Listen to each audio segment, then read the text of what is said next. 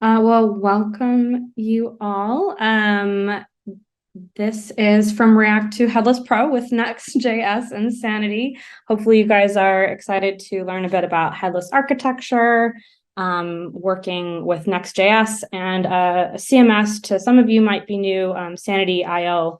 Let us know in the chat if any of you guys have ever worked with Sanity before or with Next.js. Be curious to see kind of the experience levels in the room. So if you're brand new to it, then look forward to showing you something new and getting a whole website set up with the CMS. So I am Natalia. I am a software developer at Rangle. I'm really excited to be here with you all. And we also have Nancy with us, who is our associate director at Rangle and also a very talented software developer as well. So yeah, hi, Nancy. Hi, everyone. So we're excited to have you here. Together, we've actually worked on a number of headless architecture projects for various clients. So we've seen it done a number of ways and really love working with these technologies. So we're excited to kind of show you a little bit about how you can get started. So I'll just to let you know, kind of, it's a long workshop. Just want to let you know what we're going to be covering. We also have some breaks built in because remote, we're sitting at home. You don't want to be sitting here for hours and hours with your back hurting. So we have some breaks built in, but to start, we'll go into what we're building, the platforms, the tools that we're going to be working on. We're going to go into a little bit of the basics on those and the basics of understanding headless architecture in general. We will be together setting up the repo. So if you don't, I don't believe you should already have that set up. So we'll set that up together. And then we'll be looking into Sanity, our CMS, talking about how to set that up, the authoring experience so that you can send data to your website. We're going to be together signing up and creating a project in Sanity. We're going to be configuring some schemas. And then after that, we'll take a bit of a break, 15 minutes, just because we'll have a lot to cover before that and don't want to spend too much time with the computer. And we'll dive into Next.js, where we'll also be using the data that we're putting into the CMS and rendering all the components on our web page. And we will, of course, be deploying to production as well. So first question is, what are we building today? We are building Pangea, a fictional website using Sanity as a CMS with beautiful plants and services to show. I'll show you these in a second. This next screenshot here is Sanity, the actual CMS that we're going to be building with. I'll just exit out here to show you these live real quick. You guys hopefully can still see my window here. So we have Pangea, the website. We've got like a navigation up here. We have a nice main hero. We have some various components showing up here. Images on the left and the right. We've got some CTAs, some featured text, quotes, etc. And we've got a footer down here at the bottom. So that's, we'll also have some various other pages, like our services pages, etc. So we'll be able to set you up with the basics of this, and you'll be able to add in your own content and all of that using Sanity. So this is the kind of production version of what you'll end up with Sanity, where you can add in all your content into various pages. So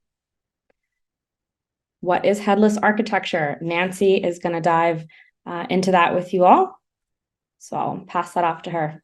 So before we get into sort of the hands-on sections of actually building, just want to kind of level set on what is headless architecture for those of you who are not familiar. So at the core of it, headless architecture is really about the separation of our presentation layer from our content layer. So if you think about sort of our traditional React application, where you have all your components and code in your code base, as well as all of the content that make up the web page all together. So that's what we kind of call like a coupled presentation layer and content layer.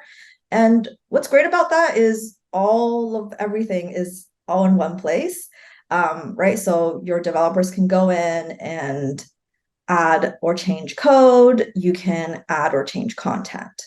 But when we think about, a website that is a little bit larger in scale or purposely used for marketing purposes, you might have, one group of developers who's working on maintaining the code, but then you might have content authors or marketers that's actually in charge of creating and updating the content. So in those cases, having your presentation layer and your content layer coupled together is not the best approach, because unless your developer is going to be there to go into GitHub and update all the content every time there's content changes, it's just not very realistic for a team to kind of work in this manner. So the best way for us to actually think about working in this kind of architecture is kind of that decoupled, where in your code base, you're managing just your code. And then we have a separate system, typically something like a content management system that just are in charge of the content layer. So if we kind of break up the headless platform, there's really two parts to it. Our CMS, which is where content authors can manage the contents of a website. So you can imagine a traditional CMS that you might have worked with, where a content author will go in, create all of the different little elements on the page, and bam, you have kind of a website. So things like Squarespace or all of that. In our particular case, a headless CMS is a little bit different. So instead of a content author being in charge of the entire site, and in the end, it results in a website, a headless CMS is just a content storage. So your developers will actually be the ones in charge of building the front end, which is what we call here as a site builder. So our site builder actually includes things like our front-end framework. In our case today, we're going to be using Next.js, but you can easily use other frameworks like Gatsby, or if you're using like a Vue framework, it could be Nux. So there's lots of different options. And along with a set of components in your component library and page templates, together with the contents from our CMS, that the two kind of bundle together make up our website. All right, let's move on. So there's quite a few benefits of going headless, one of which we kind of just talked about is having that separation of concern. So you can have your developers focus on management of the code, while your non-technical folks, your marketers or your content authors, focus on just the content update. And both are kind of working in an area that they're familiar with. So your content authors doesn't need to be familiar with GitHub or Codebase or anything like that.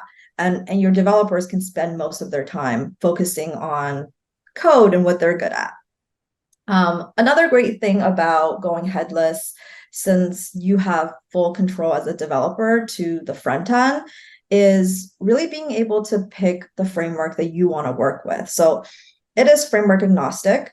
You can either pick React, Angular, Vue, whichever framework of your choosing, and you can still attach it to the headless CMS that you want to work with. And because of that, it is really highly customizable. So unlike using something like Squarespace and you have to kind of utilize the components that's given to you, you have to work with the plugins that are available, you can really bring in any components of your choosing. You can build it the way that you want and use any of the third-party libraries that you want. So think about bringing in your own search engine or your own analytic platform. So anything that you want, you're able to do because you are in control of your front end. And sort of by default, the headless architecture tends to optimize things like SEO and performance.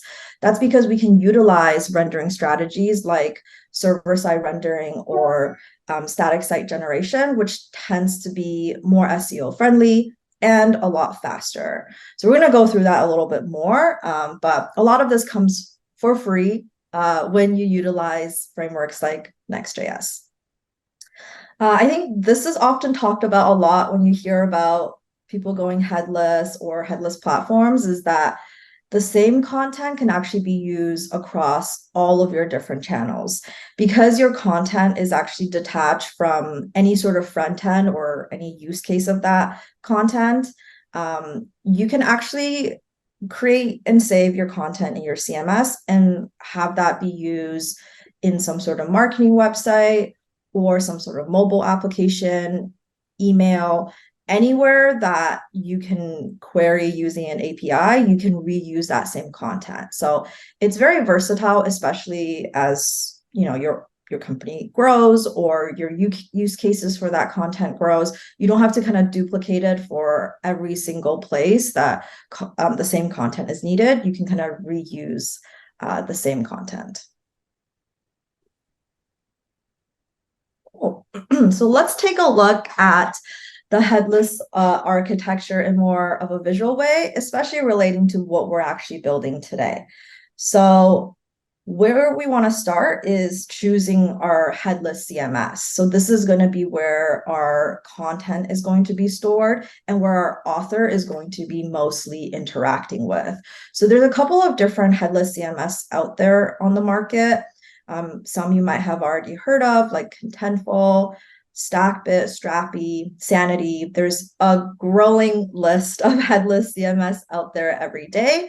Today, we're going to go with Sanity. It's my personal favorite. I can't speak for everyone, but personally, I'm a really big fan of Sanity. And we're going to go into a little bit of a demo later on so you can kind of get a sense of the look and feel. But to me, it's sort of the most customizable CMS out there. And it's really powerful for the small things you want to do, but also the more complex things you want to do. The next thing that we have here is once you have all your content in your CMS of choice, all of that content can then be used in your front-end application. And you can request that kind of data through the Sanity API, and it's usually returned to you in the form of JSON. So with JSON, super versatile. You can use it however way you want inside your actual repository. So our site builder, like I mentioned before, typically consists of some sort of front-end framework that makes static site generation easier. So things like Next.js, Gatsby, Nux are all great choices depending on what framework you're comfortable utilizing. Today, we're going to be using a React-based framework called Next.js. And then along with our component library and page templates, we're able to combine that with our content to create all of the pages of our website. What we're going to be using for our distribution platform today is Vercel. So it's a super simple platform to use. So for those of you who's a little bit nervous about the DevOps, I personally am not a DevOps person, but I love using Vercel. It's super easy to get everything configured. And it's actually by the same people who created Next.js. So everything kind of just blends in really seamlessly. And with all of that together, we're actually able to host and be able to serve up all of the pages that we've created inside our Sanity CMS. Cool. So just quickly, from an authoring perspective, what the CMS workflow actually looks like. So as the author, not the developer, but the author of the CMS, typically your workflow will look something like this. So the author will sign into Sanity, right? They will have no knowledge of the code base or anything like that. They don't have to work with GitHub. They will sign in typically into Sanity platform, and they're able to kind of edit all of the pages through various interfaces that the developer has already built for them. So there will be input boxes, there will be toggles and things like that to be able to input content and customize the look and feel of the site. And there's typically some sort of page preview, and we already have that set up for everyone today when we pull down the repo, so that authors can actually take a look at all of the changes they're making. So even though they're entering into input fields, they should be able to verify what that actually translates to on your actual page, so that when they hit publish, they know exactly what's going live. So the author can go in there and create or update or publish any of the content. And once that content is published, it's actually stored inside Sanity's kind of cloud storage environment. And at any point after that, we're able to then query that data using API and utilize that in our Next.js application in the form of JSON. And you can kind of see that the arrow actually goes both ways. So yes, you can query data, but sometimes, and this isn't as frequently used, but it's definitely a feature that's available to us, is that we can actually also update our CMS data using API. So the changes can go both ways, but because most of the time content is typically managed and updated by our content authors, we don't typically update content through API. We have our authors log in and update through sort of that Sanity GUI to manage content. All right, so let's quickly look over the platforms and tools that we'll be using. So we talked a little bit about this already. So Sanity is going to be our headless CMS of choice. It's super flexible, it's API based. And personally, we really love it because it gives us the most customizability when it comes to being able to build out the look and feel you want for your content authors. Comparing to, I think, a lot of other headless CMS out there on the market, you have the most flexibility to be able to customize that. And we find that to be really useful. And we've gotten a lot of great feedback from our content authors. Fun fact, Wrangle's own website is actually powered by Sanity. So we personally stand by Sanity as a headless CMS. All right, let's go to the next one. So next, we're actually going to be using Next.js for the framework of choice. And you can think of Next.js as kind of like a meta framework for React. And what it really does is you're still going to be coding in React. All the syntax are going to be super familiar to you. What Next.js really provides is a really easy way for you to be able to use the rendering strategy of your choice. So if you're going to be using something like just plain React, you often have to figure out how to do static site generation on your own or server-side rendering on your own. And there's a lot more configuration that you have to do. It's not impossible to do, but a lot more steps to go through. And Next.js really simplifies that for you, making static site generation and server-side rendering almost out of the box. So you can kind of just code in the language that you're already comfortable or in the framework that you're already comfortable, and then get all of these great benefits out of the box. So we're able to, connect our Next.js app through API to our Sanity to be able to actually get all of the pages to render.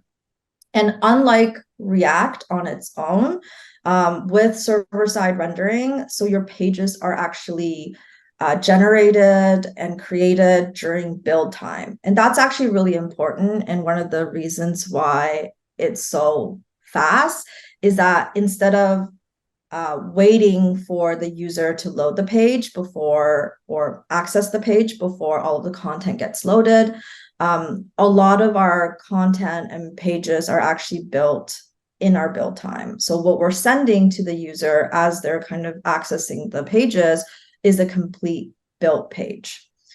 So there's very little time we're waiting to actually see the contents of the page.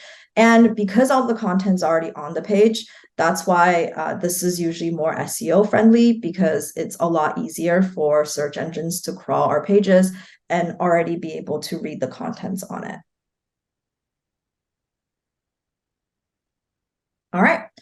So The next thing we're going to be using is Vercel, which is our cloud platform that we're going to be using for our CI/CD as well as our hosting.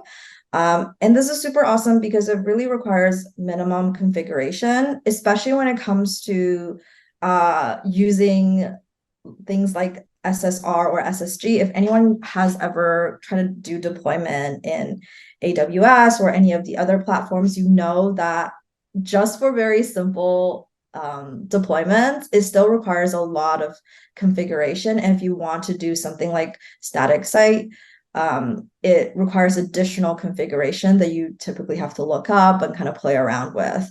With Vercel, it's a few clicks of a button. You'll see when we get to the end of the workshop how easy it is to set up. So it really just simplifies a lot of the same deployment steps that you usually do. And if, let's say, you have more complex and niche deployments that you're trying to do, Vercel also allows you to go further and customize with your own configuration if needed. But for the standard site deployment, Vercel makes it super easy to just get started in a couple of minutes. We're not going to get through this that much today, but Vercel also has additional features like serverless functions and API routes if you're utilizing those with your Next.js application. And also have other great plugins in there like built-in performance monitoring. That's just really great to be able to kind of check in on how your site is doing as you're making changes. Cool. The last thing that we'll be not really directly working with, but definitely going to be interacting with is Storybook. So for those of you who are not familiar with Storybook, we tend to use this a lot when we're building out component libraries or working with design systems. It's really just think of it as kind of like a visual playground and library for us to be able to look at all of the components that we're building. So on the left here, you can kind of see this is like a full catalog of all the different components that we have. And we're able to kind of toggle with the different parameters. We're able to visually see what these look like through light mode, dark mode, different breakpoints. And it's just a great way for us to kind of look at what we're building really quickly and then, be able to update that over time. All right. So without that being said, are we ready to get started? All right, Natalia is going to actually walk us through the initial setup just to get all of the repo up and running and then do a little bit of a quick walkthrough of the code base and all of the different little pieces we're going to be interacting with today. Yeah, take it away, Natalia. Awesome. Thanks, Nancy. Does anybody have any questions so far, just about any of these tools, what we're building, anything like that? Feel free to drop them in the chat or let us know as usual.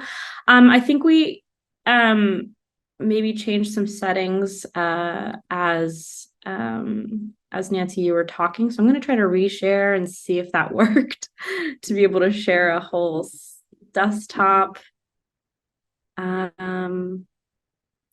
Does not look like I can do that yet. So I think we would have to restart the meeting. So that's okay. We will proceed here. So guys, in your slides, you will have a link here to our starter repo where we will fork and clone the repo, npm install and run some scripts so we can get some things running locally. So I'll just hop into here in another tab. Hopefully you guys can see my other tab still. Please let me know. We can see the Headless repo. Awesome. So I've actually already forked and cloned this and done the npm install because I've had some issues with presenting on Zoom and npm installing at the same time. But what we're going to do, I'll show you here, is we're going to make sure we're on the Rangle Headless Workshop GitHub, and we are going to fork it. So you'll click fork. I already have a fork here, but you'll make sure that your name or your GitHub username is here, and you can name it whatever you like. Headless Workshop is what's going to show up by default. And then I'll just go ahead and go to my forked version. This is my forked version. I know it's a fork because it says my name here at the top. Super important it's a fork so that you're not pushing up code to the Rangle branch. So just make sure your name or your GitHub is up here and you have Headless Workshop and it says forked here from Rangle. If anyone has any questions about forking or anything like that, let us know. What you'll do once you have this set up in your GitHub is you will clone it using this URL or SSH if that's what you use. So you'll take this URL and you will clone it into a folder of your choice on your computer. I think you will not be able to see my folders because I can't share desktop, but I've just put mine into my documents folder so that I can work on it locally. I will need to share a different screen now. I think. Okay, hopefully this is the Headless Workshop. Okay, yes. Can you all see my VS Code? Yes. Okay. Awesome. So I have already cloned this into my VS Code or into my documents file into a Headless Workshop. I'm on the main branch. You can create a new branch if you like, but I'm just going to work on my main branch because it's on my repo. It's safe. All of that. We are going to run an npm install. I did mention I already did this just because sometimes with presenting, the install takes a really long time. But for you all, it might just take a minute or two, or depending on your internet and all of that, might take a little bit more time. So we'll go a little bit slowly. Michael is asking, did you say to fork the repo or clone it? You're going to want to go to the Rangle Headless Workshop repo. That's linked by Nancy in the chat, and you'll fork that one onto your repo, onto your GitHub. And then you will clone it from your GitHub. So you're not directly cloning from Rangle, you're cloning from your own GitHub. Okay. Okay, thanks. Yeah, no problem. Is everybody having an okay time getting that to your machines locally? Just give me a thumbs up or just a yes in the chat. Just want to make sure we're going at an okay pace. Should we ignore the warnings? Depends on the warnings you're getting, I suppose. And NPM. Yeah, always you can kind of, depending on those, just scroll right past them. Okay, a few people are set up and NPM installed. I already got my node modules here, so I'm installed. Let me just pull up the slides on my other screen here so that I can still follow. Okay, so we've run npm install. What I like to do now, let me know if you need me to slow down, if you're still going, but what I like to do in my VS Code is I actually usually like to set up things side by side. We will go ahead and run npm run storybook on one side for me. You can do this in your own, terminals and your own tabs. I just like to do it here. And then we will run npm run dev on this other terminal. So what this is doing is it's just like taking a look at all of our stuff and opening up our storybook so that we can see. I'm going to have to share a different screen. This is a little bit of a hiccup, guys. Sorry.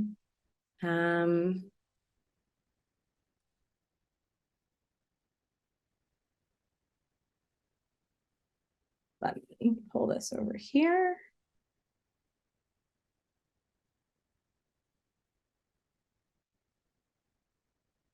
Okay, at least this gives you guys some time to set up.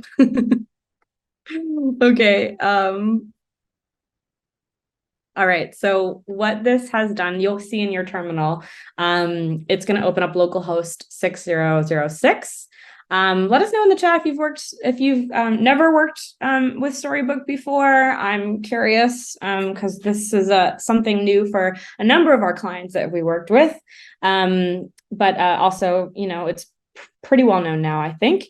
This is a really great kind of like library to show components that you have maybe like already built for your website. Like maybe you have a design system, or maybe you're just in progress on building out components.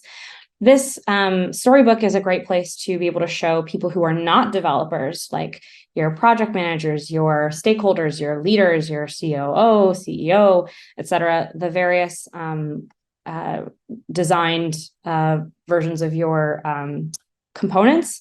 It's a great place where you can change the text and see what things might look like. If you want to preview some new content in here just to show somebody, or have an author play with the different components. Some of the components have, like toggles, like true or false for being dark or not. It's a place where you can just play with all the different variants of your components and play with the text and the images that will show up here. So it's a really great place to just showcase your components. And also it's really wonderful as a development tool, because while you're working, maybe you haven't built out your static site generation yet. Maybe you haven't chosen all of your tools yet, but you do know that you're going to be building all of your components with React, and you just want to have a place that you can see your components as you're working without having to like serve it on some like a with Next.js or something like that. So it's really a really great tool for development. What we also did was we ran npm run dev, and that will open up two things: localhost 3000 and localhost 3000/studio. It's going to load for me for a second.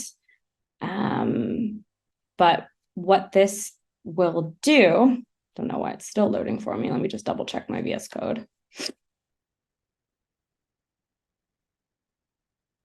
Should be running. Okay, it's just taking a little while.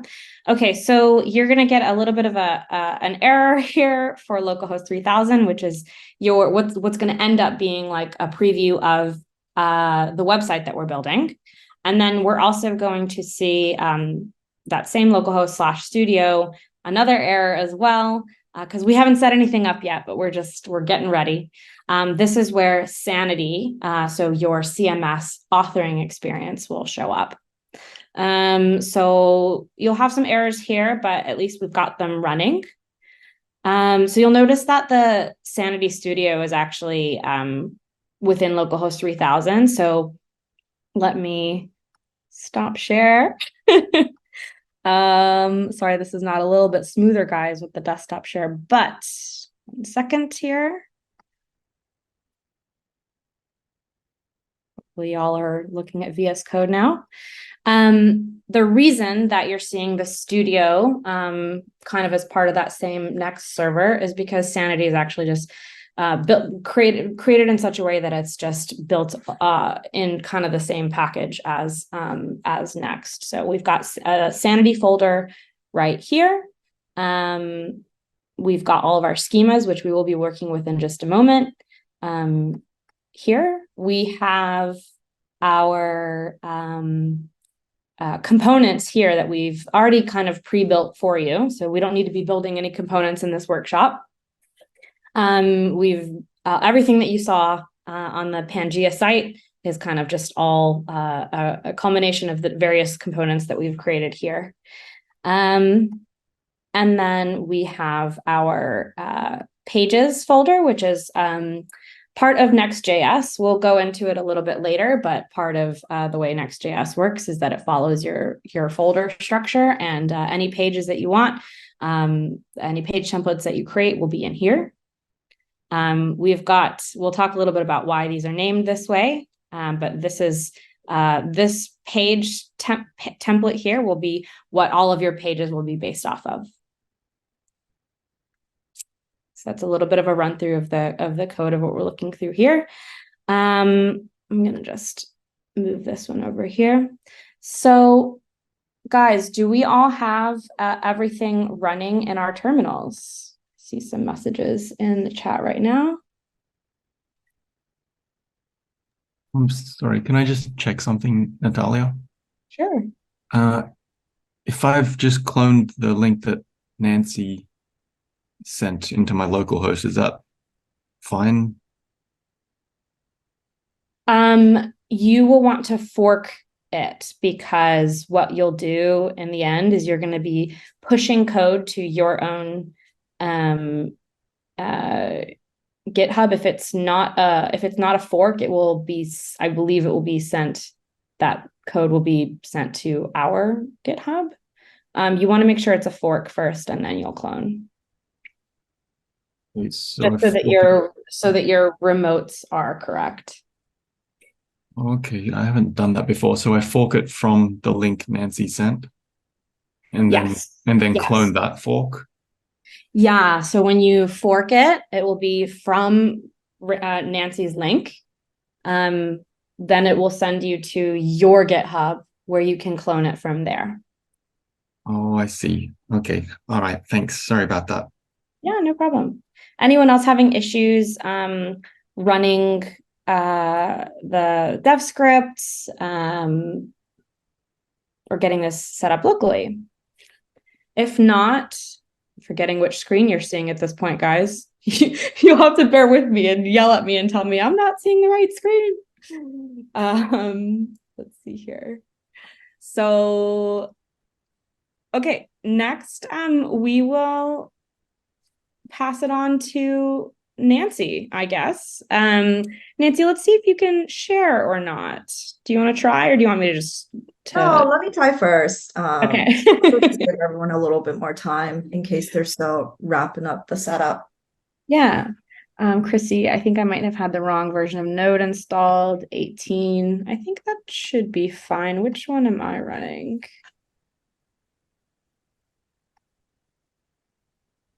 I think the version we're using is 18.16.1. So the latest, if you've got the latest node would work, or anything 18.16.1 would be fine. We just want to make sure you don't have like a super old version.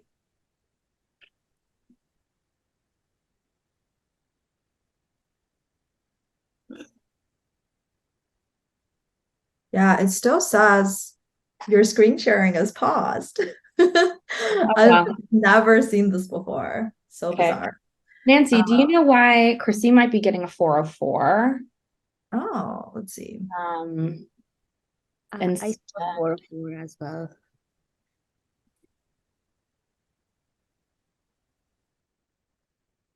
Just at the 3000? Yes, that's right.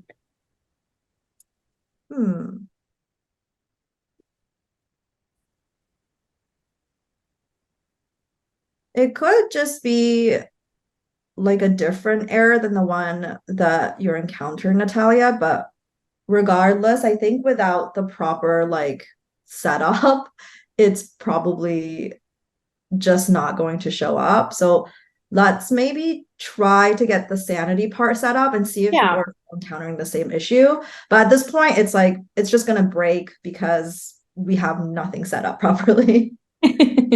Yeah, but is everyone okay? Like everyone's able to run their storybook? Yeah, storybook working. Okay, perfect. Yeah. So if Storybook is working, it seems like the repo at least is doing good. But yes, the other stuff, let's wait until we get a little further into the setup. And if it's still not working, we can kind of go through and debug that.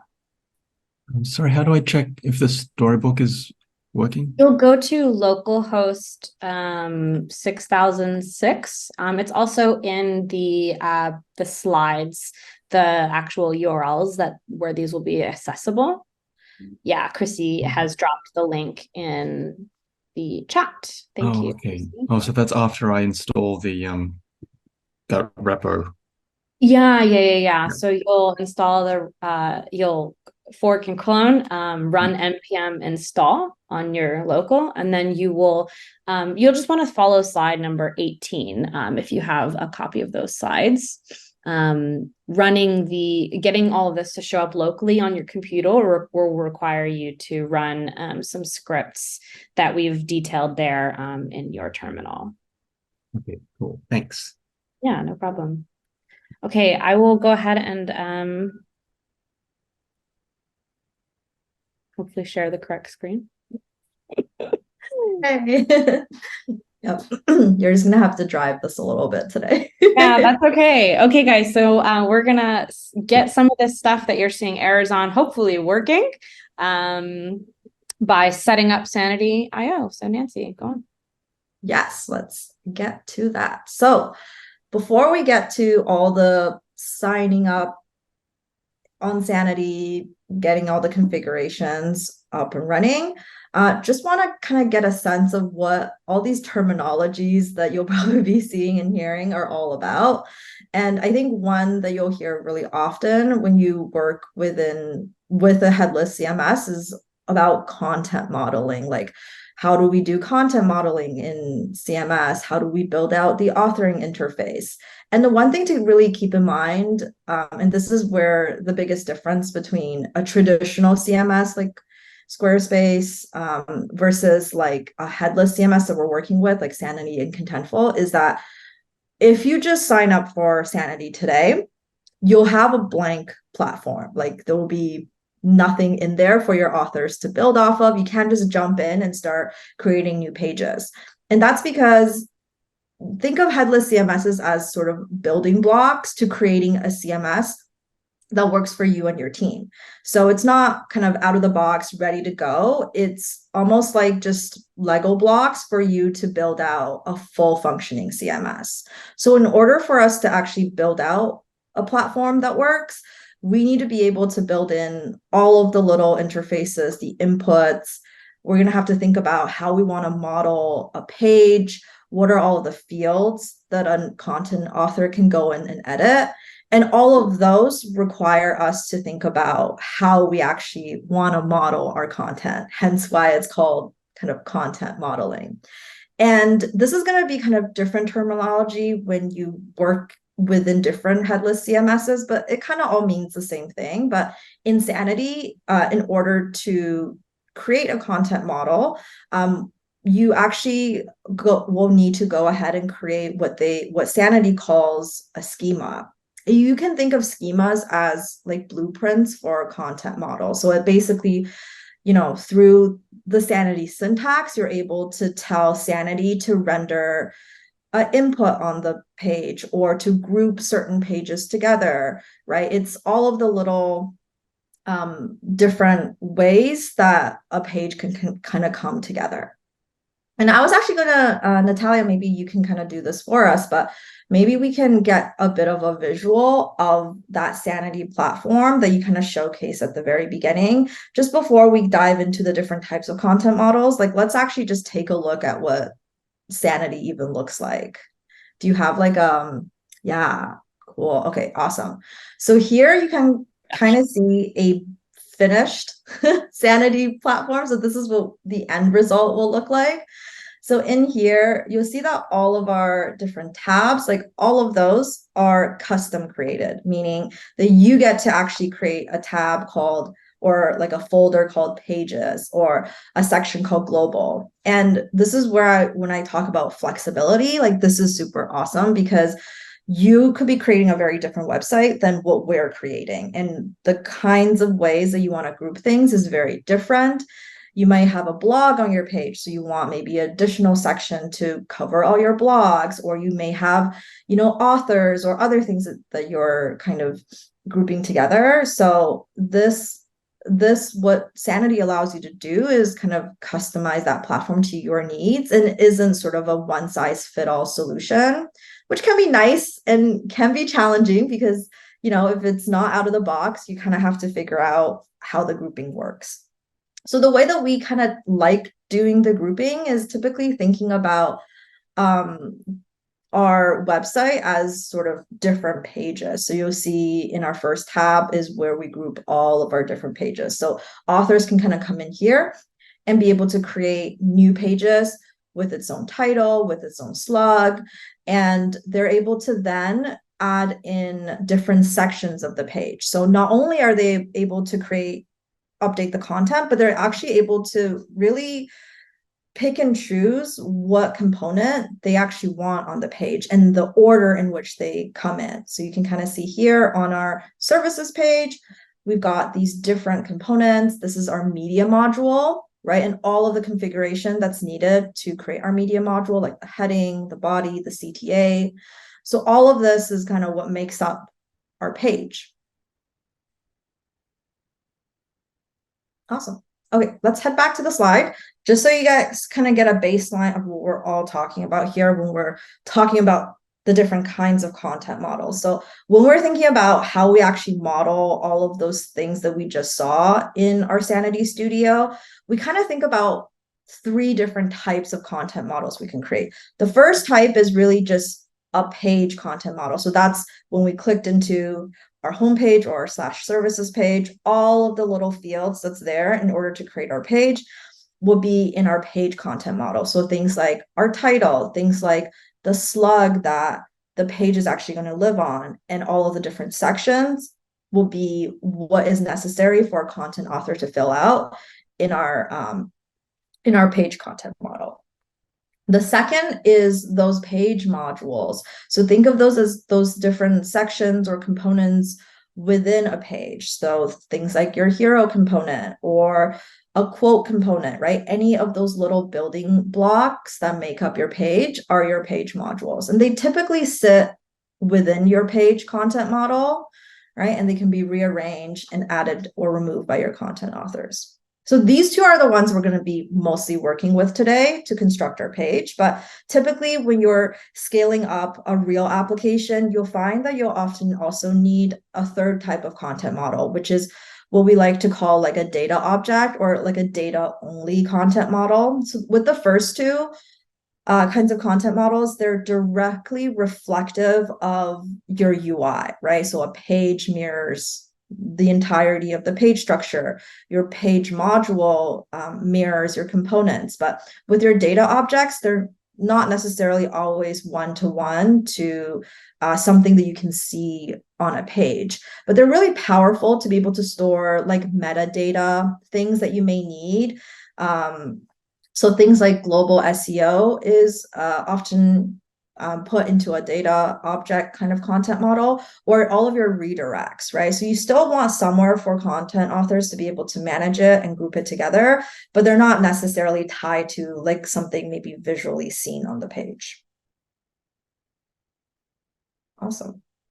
All right, so let's talk a little bit more about our content model. So on the right here is just a screenshot of what we just saw. So this is specifically of our homepage. So you can see our slug is just /, but if these are other pages, you'll see /services, right? /about us.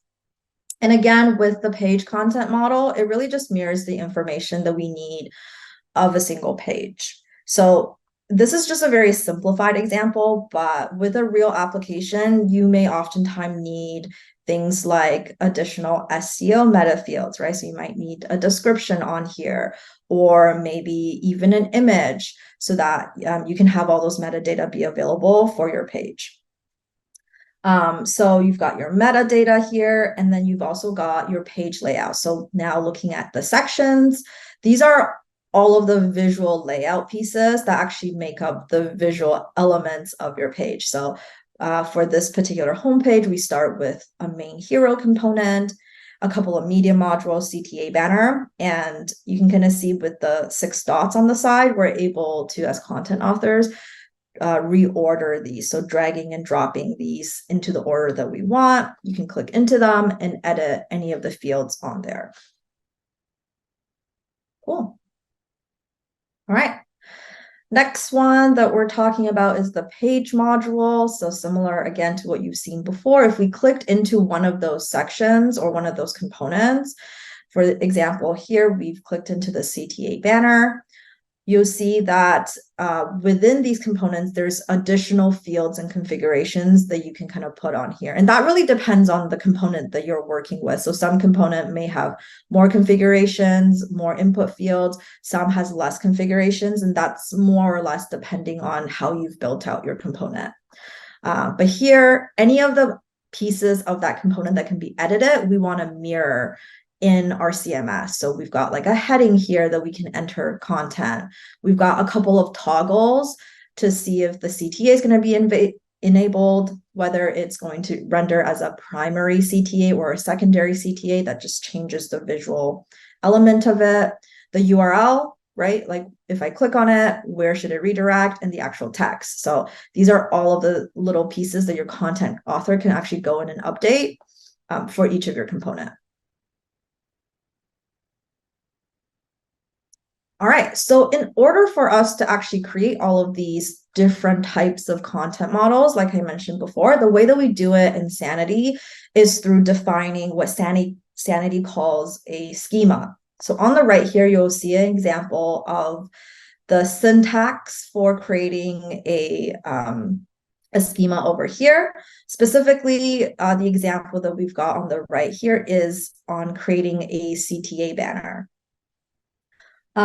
So there's a couple of different fields here that you'll see, different properties within this object that we need to fill out in order for the schema to work properly. So the first one is going to be our name, and you can almost think of this as like an ID that you've chosen for this particular schema. So here we're just going to call it CTA banner. Typically what you like to do, and we're going to talk a little bit about this later on, is we want to match this name to the actual name of our component in our code base.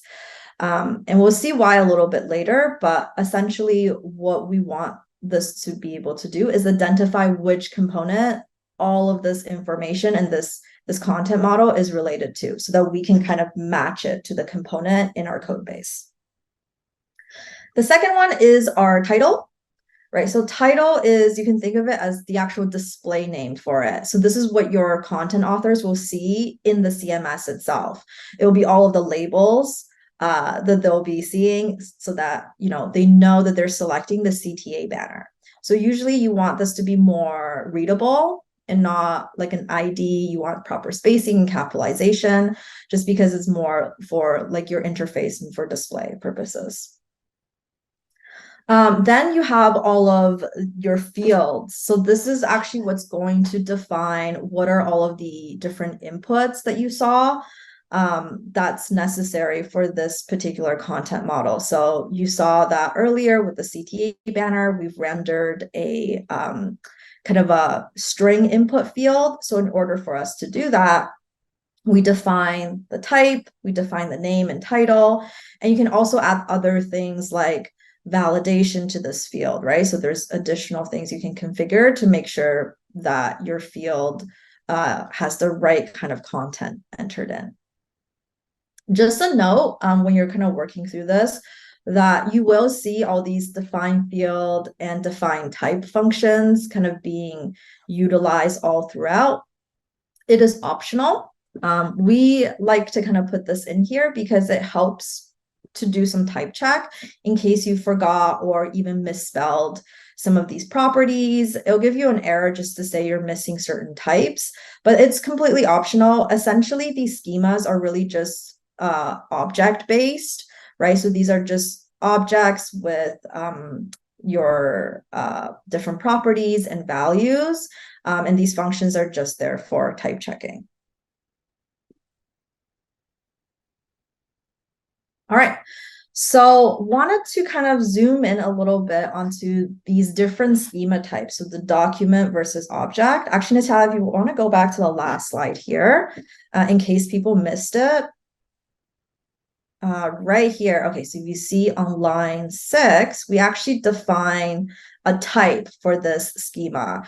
And you might be wondering, like, what is a type. Like here we've set it to object, but there's actually two types that we'll be kind of utilizing today. So if we go to the next slide, we'll kind of go through what these different ones are. So the ones we're going to be utilizing today are going to be the document type and the object type. And these are just types that kind of Sanity dictated for their schemas.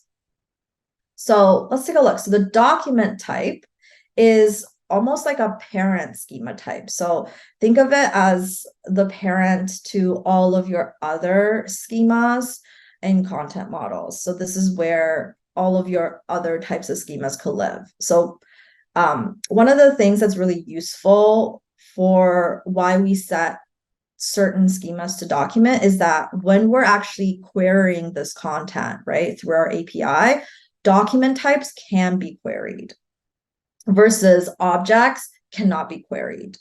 And we typically like to model our page content models as documents, because if you think about how we're going to be leveraging this content, we're going to need to query all of the pages. So we want to set it to a document type so that we can put other components in them, right? Other types of page modules into them, as well as be able to query them through API so we can actually use this content in our front-end application.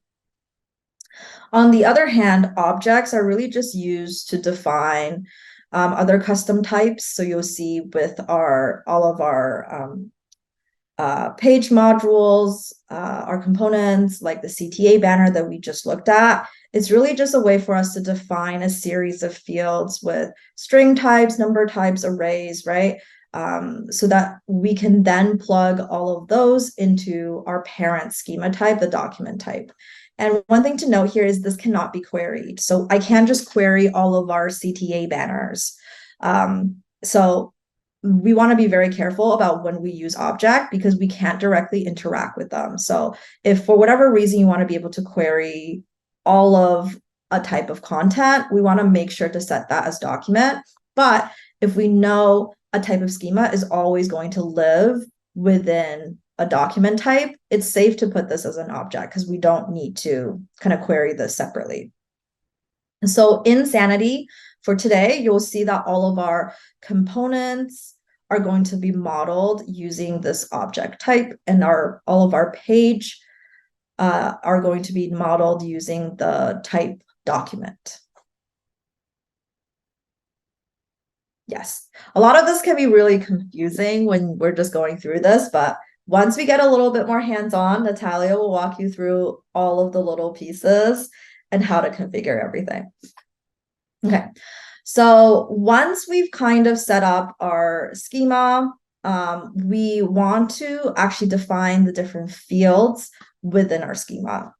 So when we saw earlier, we can actually create different types of fields, and that's actually going to directly influence how Sanity is going to render the actual like UI pieces in their platform. So in order for me to create an input versus a toggle versus like an image select, I'm going to have to specify in my schema exactly what type it is that I want Sanity to render the field. Along with that, like you saw earlier, we can also add in additional configurations like what the validation is, right? Let's say if you want certain fields to be required or certain length of text to be entered, we can actually add validations for this. What's really nice about that is it's really good for your content authors to be able to see feedback. Let's say if you don't want them to enter in more than 50 characters, it's good to have that be displayed if they go over 50 characters on your UI. So we do have a nice sort of link here. Natalia, if you want to copy and just share that in the chat as well. So this is just a link to Sanity schema documentation. We're going to be leveraging this and referencing it today as we go through the exercises of actually creating our own schemas. But this just kind of shows you all of the options, all of the different types, and the syntax for it. All right, so let's take a closer look, like a side-by-side code with what actually gets rendered for our fields. So here again, we look at how we want to define a field. We've got our type. So the type here is really important because this actually defines how the field gets rendered, right? So when we set it as a Boolean, it gets rendered as a toggle. When we set it as a string, it gets rendered as like a string input field. Right, and you'll see in your documentation, there's a number of different types that's supported to kind of give you a variety of different things to allow your content authors to enter. And the rest is actually quite similar. So you've got the name, again, think of this as an ID. You've got our title, which is actually what gets displayed, right? So here has dark background. This text label here actually comes from our title field, right? And again, we can add some validations to our field as well. So on the second example here, you see with our required error, this is actually coming from our validation, right? So we're putting here that this field is required.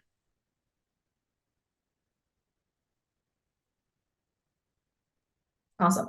So one thing to really keep in mind, again, I think once we get into the Next.js section, this becomes critical, but just want to make sure, since we're going to be setting our schemas up in just a second, Natalia will walk you through that. It's really important to keep in mind that our IDs, both for our overall schema and our fields, needs to match our component name as well as all of the different props within our component. So here, I want to match my schema ID, right? The schema name, main hero, which is my component name, to the actual name of the component that I've set in my code base. Again, this is just to make sure that when we're actually getting our JSON data and trying to connect it to our code base, there is some sort of connection being made. So I know that the data that's being entered for the schema is going to go towards the correct component. And same thing for our fields. So all of these different fields where content authors are entering our content, I want to make sure that that's going to flow through to all of the different props in my React components. So here I've got my eyebrow. I want to make sure that it's spelled exactly the same. It has the right casing so that once we get our JSON data, this eyebrow field that an author has entered is going to go to populate my eyebrow prop in my Next.js application.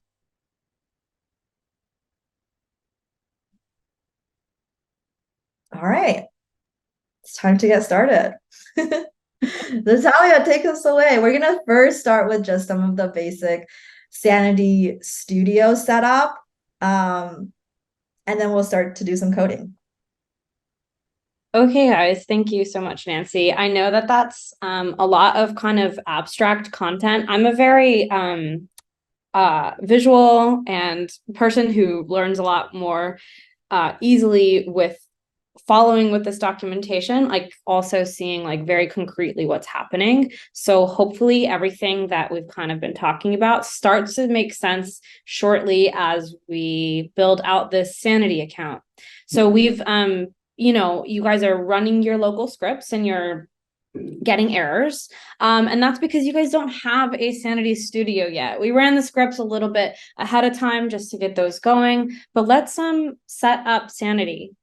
What we'll do here in the next little bit is we're gonna actually sign up for a new Sanity account. We're gonna create a new project through like the built-in instructions that it gives us as we sign up. We are not going to install Sanity with the CLI, which is like the last step that it shows you, because we actually already have it set up in our code base. If you were starting a project from absolute scratch and you didn't have a repo like ours, you would continue on with their instructions, but we are not going to run any scripts to get Sanity going. So just FYI, just follow along slowly with me so you don't break your repo. We are also going to configure our env file so that our code base knows how to talk to Sanity, that it has the appropriate variables to connect the two together. And then the result of everything that we're going to do is that when you go to localhost 3000/studio, you should see the studio. You won't see the actual website stuff that we're building yet, because that will be in the next section, but you will start to see the studio and be able to start talking about adding in content. So what we're going to do, I'll do this with you. Hopefully this kind of works well with the sharing, but we're going to use this link to set up, like create a Sanity account. Again, we're going to get to this screenshot here. I think it's like the 9th step, which is it's a very quick steps. They just asked like 9 questions. We are not going to initialize a new project here. We are going to just exit out of this and go to Sanity.io/manage. So just a reminder, big reminder, do not do this step. So I will go ahead and create an account with you all. Is everyone ready to do that? Does anyone have questions? As we're doing it, like, please tell me to slow down, or if anything's messing up, Nancy can hopefully interact and get some troubleshooting going. I set up a new email just before this, so hopefully this works. Because I already have a number of Sanity accounts. So I'm gonna just create that account. I'm gonna say my first and last name. Create a workshop here. You guys will not be doing, obviously this is my information. You're going to want to create your own personal accounts, use your own email address. Do not use my email address. It will not play nicely with what we're doing. This will be my personal stuff. Feel free to opt for the signing up with the GitHub. Yeah. I think Natalia here can't do that because she already has one that's connected to her GitHub. For you guys, it's the easiest if you sign up with GitHub, since it's also gonna have all the access to the GitHub repo as well, which would be nice to connect later. Yeah. Let's see here. I am going to create the account. Hopefully it cares.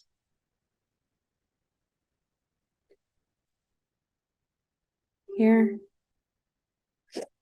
Getting a little bit of a spinning wheel from Sanity. Okay, cool. It's going to ask me to accept the terms of service. We'll pretend we've read all the terms of service and click continue.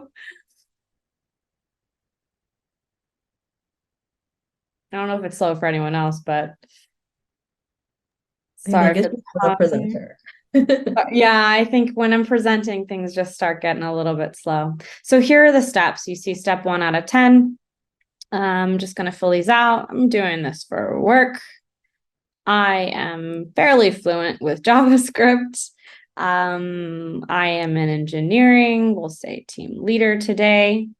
What's the size of the company? We'll go 50 to 250. You guys can definitely be filling this in with the information that is personal to you. It doesn't really matter in the long run. They're just gathering some information. We'll say we're making a marketing site, and I'm going to call this Pangea to match the production that you guys saw earlier on. So I'm going to create the project. It's going to ask me one more question here, what technologies we're using. I'll just say React, TypeScript, Next.js. In our case, it doesn't matter again because we're not going to be installing anything with the CLI, but that's why they're asking, because they want some tools to be able to build this, like scaffold this out for you. We don't need that. I'm going to click next. And then it's going to ask me, am I migrating from another CMS? No, I am starting from scratch. A lot of times people are literally migrating from, something like Contentful. We have migrated somebody from Contentful to Sanity, or something like Strappy to Sanity, or kind of some other kind of setup to Sanity. And sometimes we'll help you in assisting to do that migration. But we, in our case, are starting from scratch. So this is the final step here that we do not want to do. So please do not pay attention here to any of this. We are not going to be running anything in our CLI. We've not run anything. We're not going to be running anything in the CLI because we've all set up. So instead, well, first I'll just ask if anybody could give me a thumbs up or an okay or a yeehaw or a no bueno. In the chat, let me know if you guys have gotten this far and if things are going okay. All right, awesome, great. Thank you for the interaction. You guys, remote is hard. I want to see your faces and be in the room with y'all, but this is great. So thank you for letting me know. Okay, so I'm not going to do anything here. I'm just going to go to sanity.io/manage. So what we have here is, thank you for the yeehaw, Kyle. Yes, the link, Nancy posted it in the chat. It is sanity.io/get started to sign up. You can sign up with your GitHub. And go from there. I tried that late last night and I accidentally created a project. And now when I go to the get started link, it goes directly to the /manage page. So it doesn't ask me for those prompts that you just. I think, Nancy, let me know if I'm wrong, but I think that should be fine. You can just create a new project. Yeah, absolutely. So I think what you're seeing is probably this page that Natalia is probably on right now. You can see my Yep. page, right? Yeah. Okay. Yeah, so you'll want to create a new project. So all that I just did was create a project through that workflow. But you already have Sanity set up. So you can just, from this manage page, create a new project. Okay, and then pick a startup project once I click that. Let me see what it tells you. Get going with one of our fully configured projects. Learn the creator. I have not actually used either of these. Create your first project with our CLI and code editor. Nancy, would you do pick a starter project? Yeah, what happens if you click that? Oh, I see. It gives you a template already. Well, if I were you, I might just, if you have another email address, try to sign up through that workflow. Or what does this say? Create your first project with our CLI and a code editor. What is this going to do? Yeah, a lot of these are like assuming that you're starting from scratch. So it's like trying to guide you through the CLI process. But since we already have it set up, we won't be needing the CLI. No worries. I find the initial sign up for Sanity to be the hardest part about using Sanity. Is anyone else running into the same issue, or was everyone else kind of starting from scratch? Just want to make sure I used my existing account, but I managed to set it up by using the CLI. And my localhost / studio works, so I think mine's fine. I mean, if it works, I was expecting to run into some errors there, but maybe that works. Did you just ran this? I actually started, I ran that, and you can start when you say, it says select a project to use, and you create a new project and you pick a name. Once you do that, even if you exit out of the CLI, it has created the new project in your Sanity account. So you don't need to go through with the full configuration. That's what I found. Oh, okay, gotcha. Okay, that might be helpful. For who, I'm not sure who the other person was. It was me and Michael. I might try using my existing project I created last night, but does it have to be a marketing site? I think I may have selected a different option. No, I think that's probably just to change whatever kind of content they show you on Sanity. Oh, okay. All right. I'll try that then. You can use your existing one. If you already created one last night, you can use that one. And you can always change the name of the project later. That should work. Okay. All right. Thank you. Okay. So now we have our project here. I'm going to go click on it in Pangea.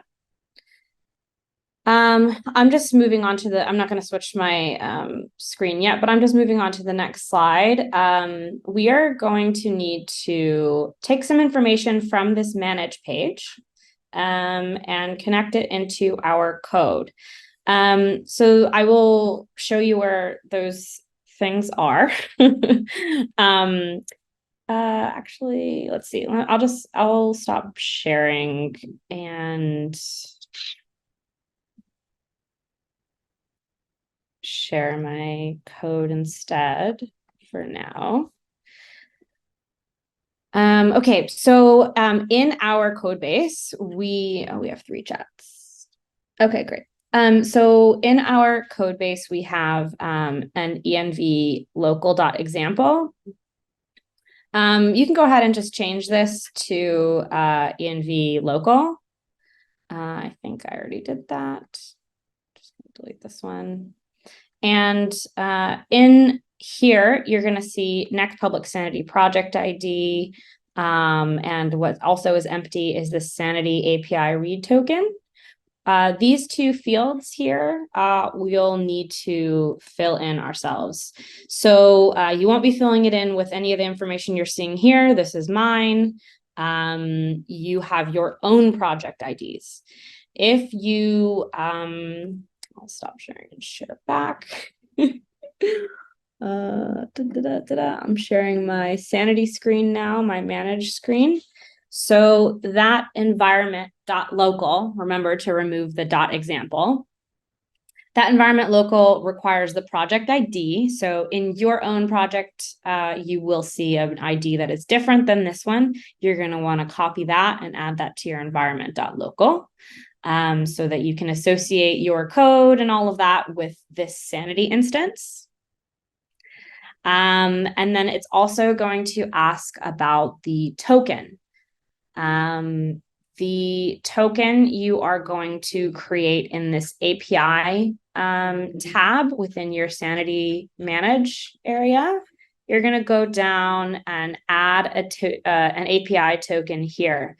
Whatever I get here is going to be different than what you get. Please don't try to quickly or screenshot or anything. It's not going to be useful for you. You'll create your own API token. So it will be a read token. So you can just click on viewer here. I'm going to just call this read token. And I'm going to save. You're going to get a copy of that token that you will only ever see one time. So just make sure to immediately copy it and add it to your VS Code as the Sanity API read token. Again, along with that project ID. Let me make sure that this project ID is the same one that I have. One, not, okay.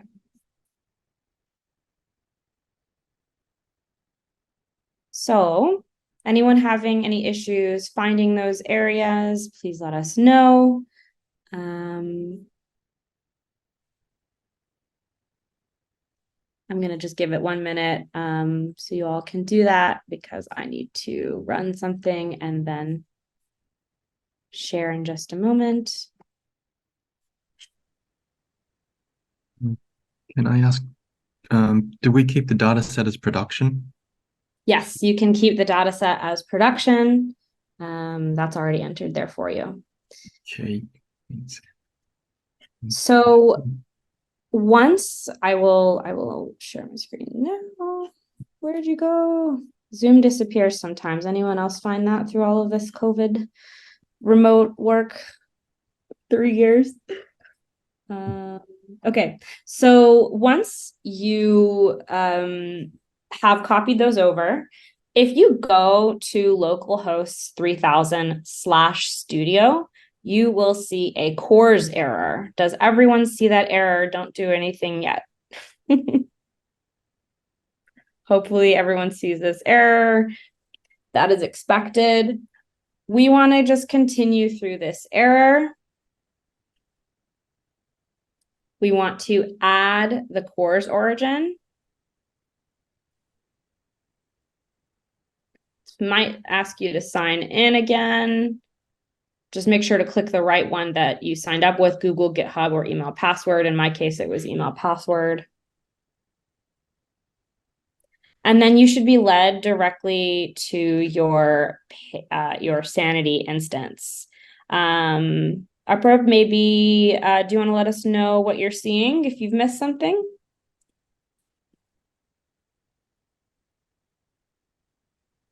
Feel free to let us know in the chat if you don't have audio. Where do we add the API token and the ID in VS Code? So in your file structure, you should see a file called .env.local.example. And I will just type that here, env.local.example. Change this to be env.local. Yeah, I just saw it. Yeah, thank you. Yeah, no problem. You want to add them there. Anyone else? Any issues? I've got that cause origin error. What was the next step after that to get rid of that? Yeah, so you want to continue through that and then add the cause origin. So you just want to accept allow it through you those steps. So I think the first button is continue. The next button is accept or add. I forget. I think it says maybe add cause origin. Oh, okay, continue. It might ask you to sign in again. Just make sure to sign in with the GitHub, email, or Google, whatever you signed up with. Okay, cool. Thanks. Cool. Can I get anyone else still getting a course origin error after adding course origin in Sanity? Are you seeing it, like, is there a pop-up that's showing up, Ethan? Or is it just in the console?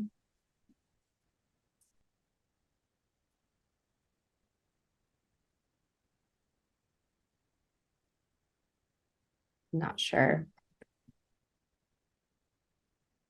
Same unhandled runtime error.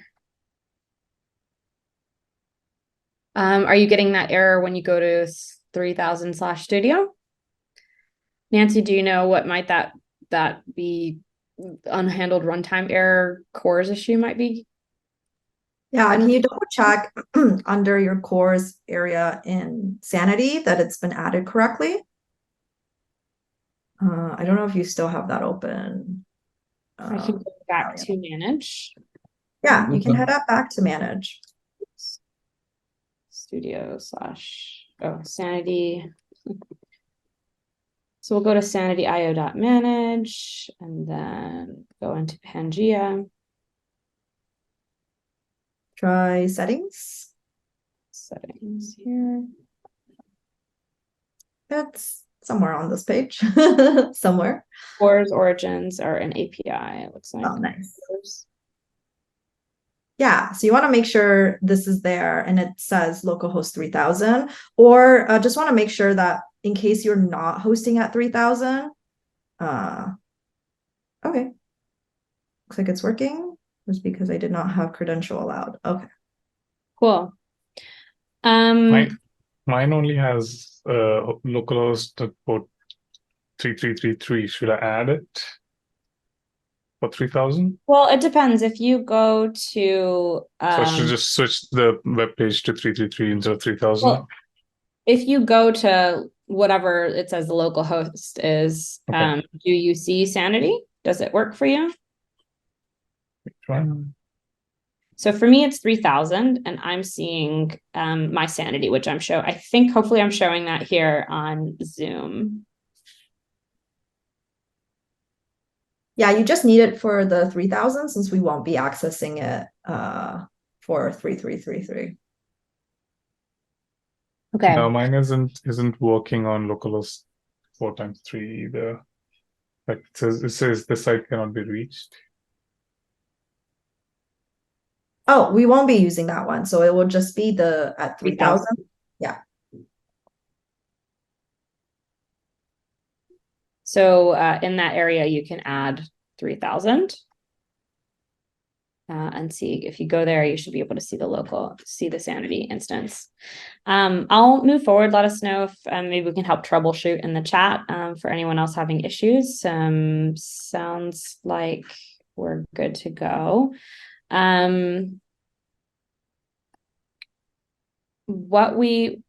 Just checking the chat here. Kyle, yeehaw again. Thank you. Okay.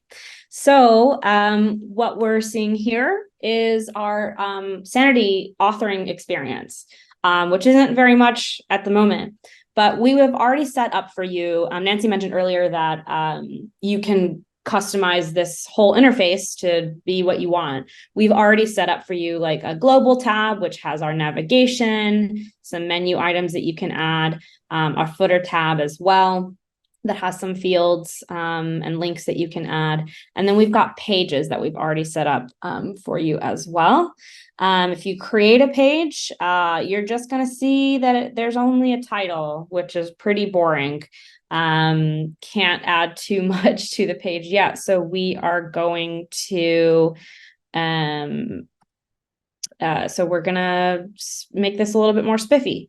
So let us go. I'm going to go back to our,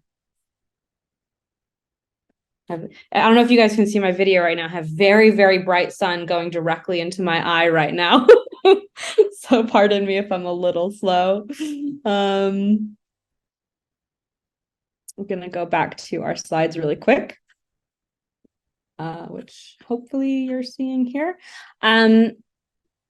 We are going to create a page schema. So we already have a page schema. We have a title in it. So I wrote here that it is done for you already. And what we're going to add, which I'll show you in code, we'll do it together shortly, is we're going to add a slug so that we have like a path that we can go to once we go to the website. You know, if you want to add /services, /blog or whatnot. And we're going to add sections, meaning every page can have any number of components that, again, we've already pre-built for you. Any components can be added to the page in any order. So there's a number of things that we need to add in order to make this page usable for us. So at the end of this, all that you should be able to do is create pages in Studio and be able to add content into those page sections. You will not be able to see anything on the website yet, but in Sanity, we're going to basically be setting up the authoring experience so that your marketer, so that your stakeholders, whoever is going to be authoring and editing content on the website is able to do that through Sanity. So let's get started on that. Let me just check the chat. Okay, Nancy's helping troubleshoot. Cool. So just gonna make this a little bit larger for me. Okay, so I am in my VS Code right now, and I'm going to wander over to our Sanity folder and our schemas folder. Within schemas, we've got documents and objects, which Nancy kind of chatted about in the previous slides. Please do feel free to use those as reference. But documents, as she was mentioning, are for something like the page, which is where we're going to be working. Something that's kind of like a parent. It's a large page. It holds other things. It holds objects. Our objects are down here. So some of the components I mentioned to you earlier and that we saw in Storybook living in here, we've got, a CTA banner, a featured item, featured text, main hero, media module. We have schemas for some of those in here, not all of them, but for some of them. So we've got the CTA banner I mentioned, featured items, main hero, all of that. So what we're going to be focusing on right now is we want to, as mentioned in the slide I just showed you, we already have a title that is showing up for us in Sanity as a string field, and it's required. So what we want to add is a slug and an ability to add components to the page. So first let's, we got some chats. Okay, we're good to go. Let's go ahead and add a slug. That's pretty easy. We're just going to add a field very similar to the title field. In fact, sometimes I just like to copy exactly what I see here so I don't have to type too much. I'm going to just press enter underneath this to do. So it says we're going to create fields for the input and sections, or for the slug and sections. I'm just going to paste.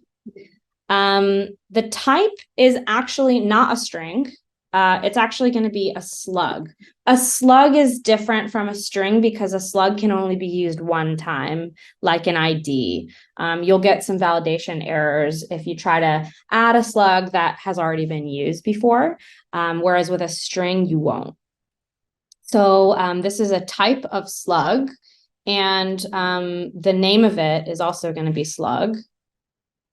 And the title is what you're going to see on Sanity, like visually see it in the editor. We're going to call that slug. It is going to be required. So I am going to save that and just go take a look at my Sanity. You can't see my Sanity at the moment. If you guys refresh your Sanity, do you see a new field called slug? John sees it. Chrissy, awesome. Carlos, that's great. Does anyone not see it?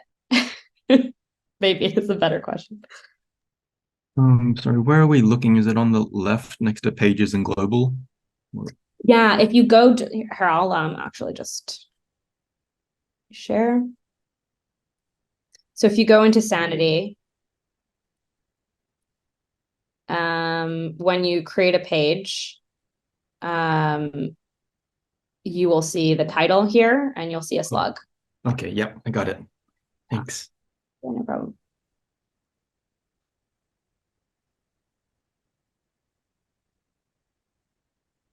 Cool. So it looks like a number of us have got that working. Awesome. So next is maybe more exciting is to be able to add an array of items to the page. We want to have, if we go back to, if you want to go back to the production version of Pangea, there's a main hero with an image, there's text, there's CTAs, there's, it's the components that make up your page. So we want to be able to add those into Sanity as an author. So what we can do, if you want to, actually, I'll go ahead and do this right now.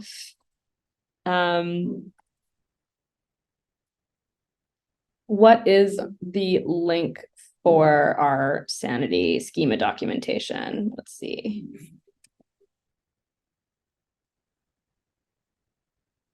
So if we go to the link that we sent earlier, Sanity has a really great documentation about their schemas. So what we actually want to be building is an array. Kind of looks like this. This is a little bit different, but we want to be able to add various items to the page. That usually comes like an array. So there are a few things that are required. We need a type, we need a name, which we're used to from seeing it in the slug and the string, but we also need something called of. So I'll show you what that looks like. You can definitely use this as reference as you add, like create your own schemas and all of that. But we'll go ahead and I'll show you what that looks like for an array.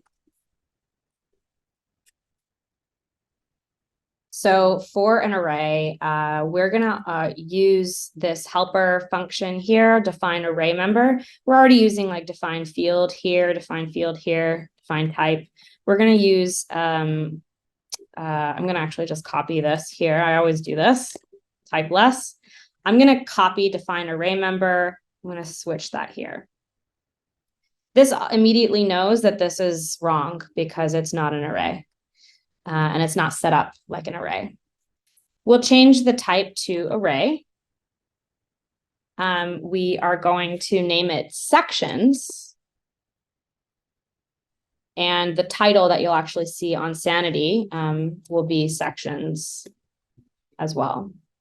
The reason the name is sections is because it needs to map to what it's expecting in the components. So this is still a little bit mad at us because we need to add an of field. Oh, why are we mad? We're still mad. Sections. Define. Oh, actually, I'm sorry. I was wrong about that. So this is going to be define field still. What we want is that the define array member will actually be inside of. So just walking back a mistake here, this is still every field within fields is going to be define field. So we're going to switch that back. But what we want is to have an array of or a field of array members, like members that are part of this array. So what that looks like is kind of like this. I'll just keep it down here. Let's say one of our components is main, is a type of main hero. Okay, so we'll see how this comes together in just a moment. So we now have a section that is, or sections that is an array. And one of the things that can show up in that array is of the type main hero. That type has already been defined by Nancy and I ahead of time. Main hero is here. So if we go back to Sanity, please let me know if you see the same thing I do or not. You should see a new section here called sections. And you should have the ability to add a main hero. Checking the chat. Amazing. Cool. Okay, that's awesome. So we don't want to only be able to add main heroes. We want to be able to add a bunch of other stuff too. Or else the site will look weird. So I have some things copied already, but you can follow along with me. I'm looking here at some of the component, like the objects that we already have. And this is an array, right? So everything's going to be comma separated. So after main hero, I also want to define another array member, which is a quote. And maybe I want to also do a CTA banner. And maybe I also want to do featured items. And maybe also featured text. So again, these are the names of these various objects we've already created for you here. And if you switch over back to Sanity, I'm not going to reshare screen, but you should be able to add other items. Please give me a big yeehaw if you do see those. I'll give you guys a sec.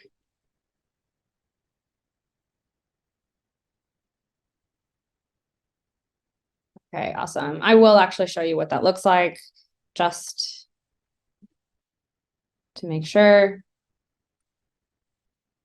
I have sections here and I am able to add a main hero, a quote, a CTA banner, etc.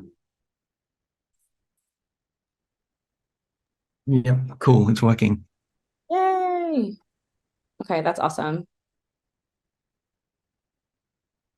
So of course, these are pre-built schemas. If you were building this project on your own, you'd need to be creating your own schemas. You can definitely reference like the slides we've had before about how to do that and reference the Sanity documentation. We have already built those for you. So we made it easy where you just automatically can add these into any order on the page. You'll notice like if I add a main hero, let's go ahead and actually maybe populate some content here. Nancy, do you want to just drop the URL to the production site so people can copy text if they want to? Yeah, for sure. Let me drop that in. So I'm going to do that. I'm going to copy this big text here into my main hero, into the body. I'm going to say, welcome to Pangea. I don't need a CTA right now, but I do want a hero image. We'll talk about this a little bit more when we build our own schema next, but Sanity has a type, a schema type already that's built in. It's like a reserved word, which is image, as part of Sanity already. And what that does is it connects to its Sanity's like hosted DAM. It's got this media section here up at the top, if you can tell, where you can put your own media, like upload images, etc. I'm not going to do that right now, but I will just use Unsplash, which is this cool thing that's kind of available to us. I'm just going to type in the word plant, and I'm going to choose this cool plant here. And I'm going to give it some alt, very cool plant. And I'm going to give a background image because if you notice on the URL that there's a little bit of a textured finish. I'm just going to type in textured white. I don't know. Here we go. We've got some nice texture here. Definitely use whatever you find that looks beautiful, but for now we'll just add content just to get it working. So these items that we have defined for our authors, we're telling our authors, hey, we need an image that's going to be like the main image, but we also need some background image. It's up to you to make it ugly or not. Hopefully a designer has chosen what images, what backgrounds will show up, and the marketer or the whoever's authoring will have those available to them to add in. They don't have control over like how the component is built that's going to show up, but we're basically just giving what we're doing is giving the component the data that it needs to show these when it renders on the page. One thing we forgot to do is we actually want to give this page a title. You'll see that we do have verification or validation on it saying that it is required. So I'll just give this the title of Pangea. And then I'm just going to give it a slug of slash because it's our root. When you go to, Pangea.com or whatever our URL is that Nancy dropped slash, it'll just go straight to this is the homepage. So we're not going to see anything like actually rendering yet, but we have this ability to add these sections. Just check the chat. Can we maybe jump back into the code? I think we have some people with some schema errors. So just want to make sure that they got everything correct here. Okay, so it looks like it might be like a casing error. So I'm seeing what you're posting here with the type, you're using the lowercase. So if you actually go, Natalia, if you go to the main hero, for example, yeah. So what we want to do here is make sure we reference the name, right? Because that's going to be the ID. This is how Sanity is going to know what you're referring to. So here, make sure we do the capital version of that. You just have it as lowercase. Perfect. And if you happen to name this lowercase or any other thing, that works too. You just got to make sure it's consistent.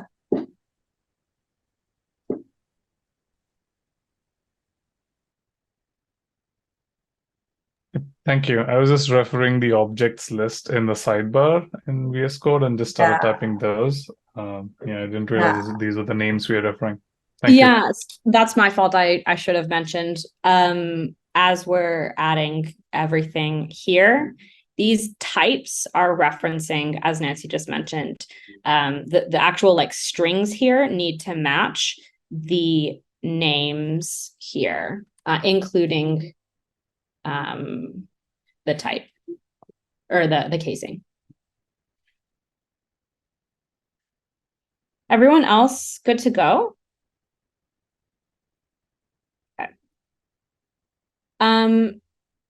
What we have next, and then we'll have a break because I know it's been a little bit. But what we can do now is, if you go to the Pangea site,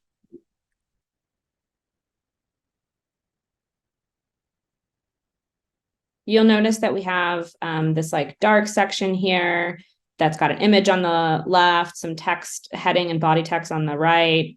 And it's a kind of the same component here, but with the image on the right and heading and text on the left. So this is what we're calling our media module. And we have not yet added that to our sections. We have not created a schema for it yet. We do have the component. You don't need to build this component, but we don't have like the schema that describes it. So we're going to build that schema together, and then we'll go on a bit of a break. So if everyone's good to go with that, you can also reference the slides on slide number 32. It tells you what we're going to require here. But what we want to do within our schemas, within the objects folder, right? Because an object is kind of mirrors our components. We're going to create a new file and we're going to call it media module and follow the casing that like the rest of everything in here follows. And we are going to configure some fields to show up for a media module. So what we will do, I like to copy paste a lot of stuff for speed. So I'm just going to go to the quote really fast and copy this import from Sanity because I know we're going to need to define types and fields. I'm going to copy that into here. I'm actually going to put my media module on the right side for us to work on and just use quote as a reference, which I like to do a lot because I don't like to memorize a lot of this stuff if I don't have to. I've worked with it enough that I have for the most part, but it doesn't need to be hard like that. I'm going to go ahead and kind of follow this same structure we have here. I'm going to define a type. That type has a name, and that name is going to be media module, comma separated. The title, which again is what you're going to see in Sanity, like for the author, is going to be media space module. The type that this is an object. As you know, we put this in the objects folder. So type is object, spelled correctly, of course. And we want some fields as part of that media module. It's not field, it's field plural. And then similar to what the quote has going for it, we need to add a number of things. One of those things, I'm just going to follow the slide. We need a heading, body, a field for selecting whether an image is on the right or not, right or left. We need an image field, a string field for image alt text, and the option to make it dark mode or not, or like have that green background or the light background, as we saw on the production site. So I'm gonna go and copy again. You guys, our heading for example, is going to be a string. So Can you maybe quickly show everybody how we're getting to the naming of a lot of these fields? Just referencing the component a little bit, like where they can find that. Yeah, you're right. So let's take a look at quote really quickly because it's already done for us. I'm going to open up our files here. Our component for quote, I'm going to open up quote.tsx, has props that it is looking for. The actual component itself that we've built, the front end component. Those props are body, has dark background, has icon, and an author that is optional. Those props, are going to be fed into the component from Sanity into this component to render what you're adding into Sanity on the page. So in order for an author to show up on the page, we need to enter an author into Sanity. Our fields are going to mirror these props because we're saying this is a medium module and it needs these props. So here are some fields to allow you to enter in those props. And we'll go into a section about Next and how this is all gets built and mapped to the actual website soon after our break. But these names need to match case-wise as well to the props so that it can map properly, so that when an author adds the content in, our page builder will be able to look at this data and look at our components and pick the correct component and map the data correctly. We'll see a lot more of this once we talk about Next, but that's where these names are coming from. Does that make sense to everybody? Hopefully, thumbs up. Okay. So for the media module, we are going to go, why don't we go take a look at the media module? Let's open that up. And we see that there's like a number of props that we need. One of those, I'm just going to do heading first, since it's generally the first thing you think of. So that heading is going to be a string. And I've also, in TypeScript here, are indicating it's a string. So going to do this lowercase heading. The name matches the prop, and it's the type of string. And in Sanity, I want the person to see that it's called heading, uppercase. And I'm also going to say that this is required. Every media module needs to have a heading. You can also see all of these are required, right? They don't have question marks. So next, let's do the body. Body, let's see here. Does quote have a body? Yeah, I'm going to copy from quote. It's faster. So this is actually going to be the type of string, or actually I think it's going to be text, right? Yeah, the difference between string and text in Sanity is text is larger. Yeah, text is almost like a text area input, so there's more you can fill out. So you'll be able to, for a heading, you'll just have like one little small, line to be able to add a heading, but for text, you'll be able to add more. So we'll call that body and leave it as text. We also need, our body is not actually required. So we're going to not add this requirement because you could technically have just like a heading on the left or right with an image to the left or right. And then we have an optional CTA. I have that copied already. So that looks like this. This is the name CTA matches here. The title that will show up in Sanity, and the type is CTA. That type matches this schema. It's referencing this schema that we have already.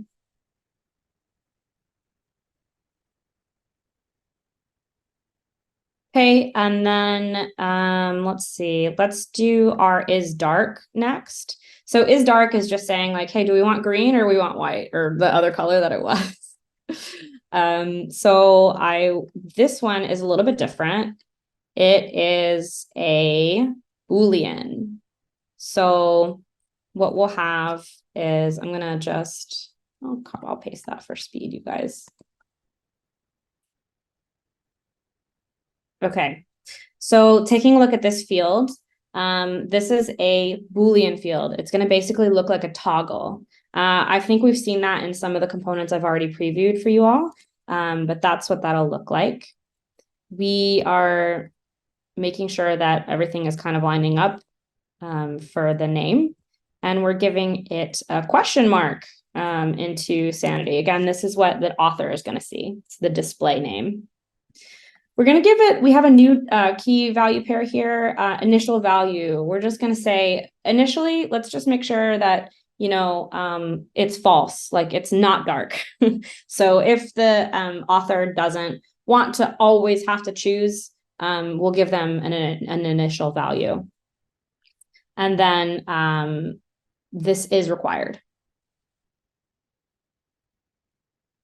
And then I think what we have left is these image fields here.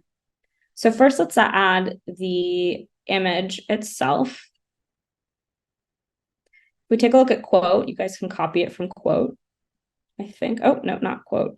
Let's take a look at main hero. It has that. It has an image here.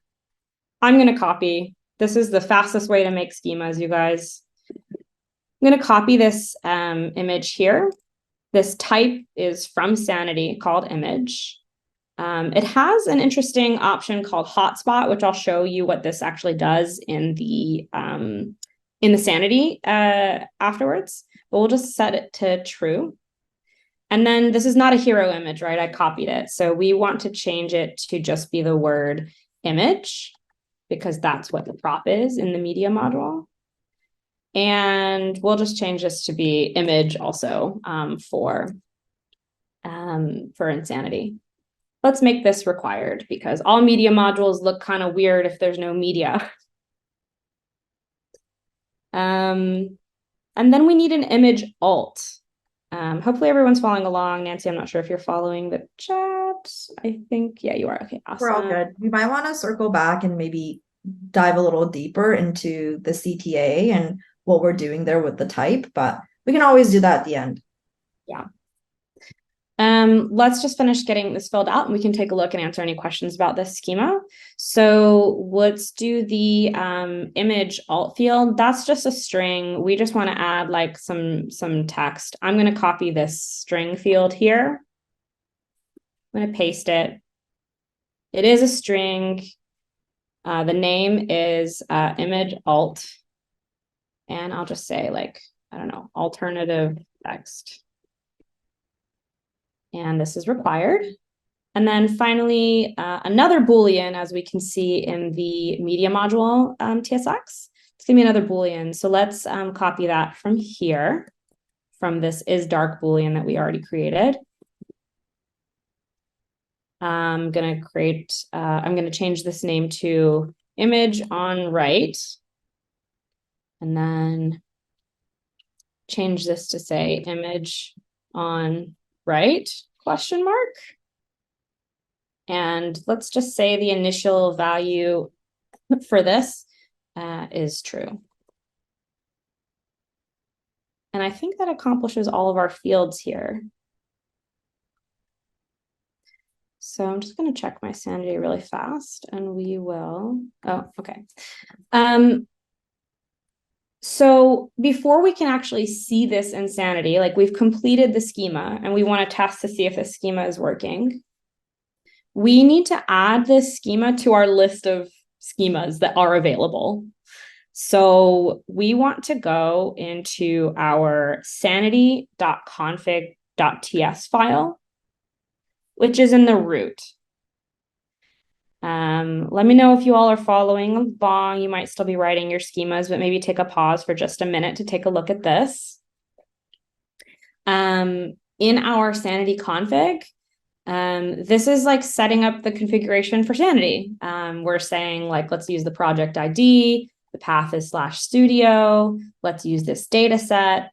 And here are our schemas and plugins. Plugins are really cool. We're not going to go into them during this workshop, but we will look at the schema area. We've already imported a lot of these schemas. So what we need to add is the one that we've just created. I'm a copy paster. I'm going to copy this quote, paste it, change this to media module. And then change this to media module. And then I'm going to import the media module here at the bottom.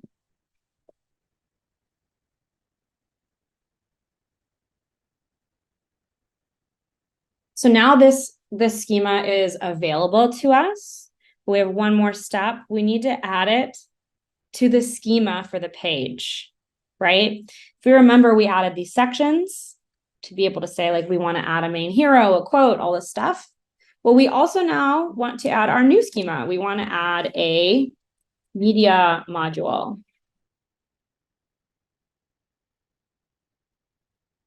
So what we've done is we've created a schema for a media module, brand new, based it off of other schemas we have. We've imported that into our configuration on this line, line 30, and this line here, line 56. And then we've gone to our page schema, which already exists, and we've added that to our sections.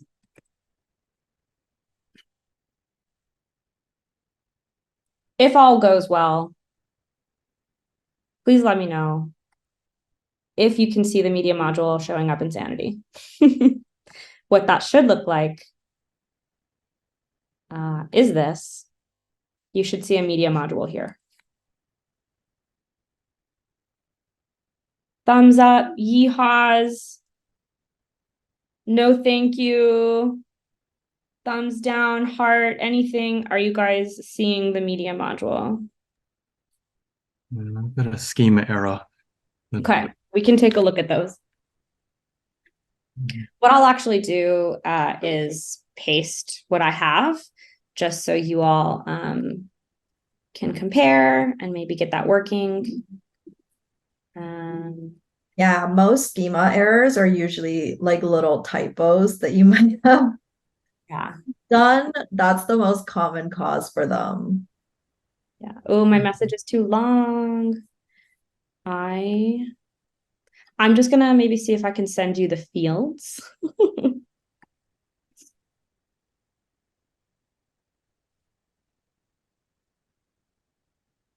So these are the fields. I've just pasted in the chat. Just check that the path in your import starts with a dot and the slash. That's basically because your editor may be importing without that, and that's gonna throw you an error.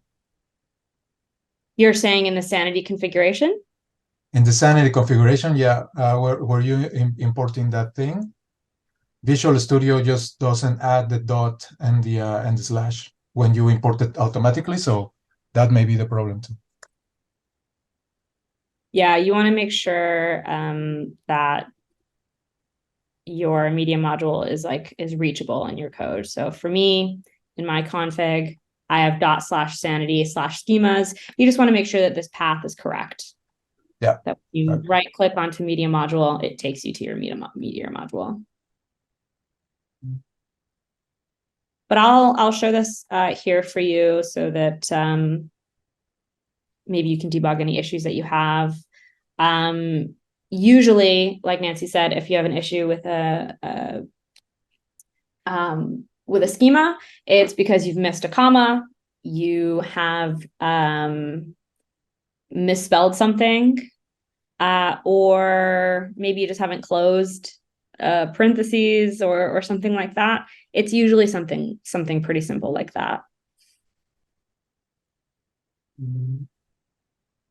And then again, in the Sanity config, you just want to make sure that it's actually imported at the top of the page and added to the schema object, saying like this schema is now a part of our configuration.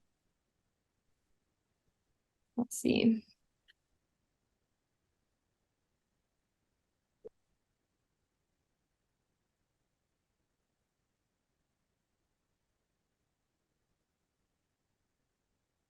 Okay, so if we want to talk a little bit about the CTA, let's see here. So CTA is a field that is a schema that we've already created for us here. It's actually made up of a couple fields itself, of like a Boolean field, a couple Boolean fields and a couple strings. The name is capital CTA. Oh, interesting. Type CTA. Oh, the type is CTA.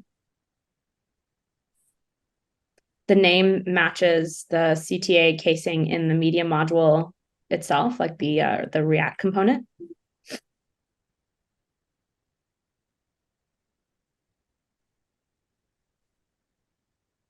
And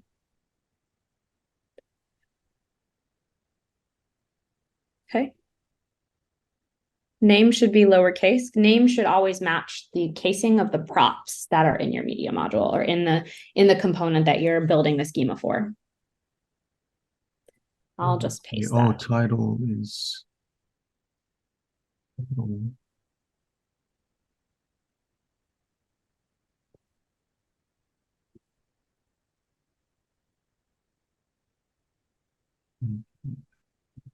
So just to kind of wrap up this media module, I just want to like look at what we've built. The media module itself, I'm going to show you my Sanity instance here. You will notice actually that we are missing, like these other items here have icons. You can take a look, maybe a little bonus on your own. Some of these other schemas have icons. Like the main hero, for example, up at the top has an icon that's being imported from this icon library, Phosphor React. Feel free to choose whatever icon that you want and add it in the same area. Just always, feel free to reference the schemas that you already have to make your media module match. Oh, I think you weren't seeing my code. Sorry, guys. But you'll see that various schemas have icons from that library. Just make sure to match it and you'll be able to add that icon here. But if we want to take a look at the schema that we actually built, we have all of the fields that we talked about. We have heading, body. Body is a little bit larger than heading because it's a text type rather than a string. It has a CTA, which comes with its own fields, which we just looked at, the two Boolean fields and the two strings. It has a question mark of, is it dark or not? It's a toggle and it's set to initialize to be false. We have an image, like the default Sanity image field with alternative text.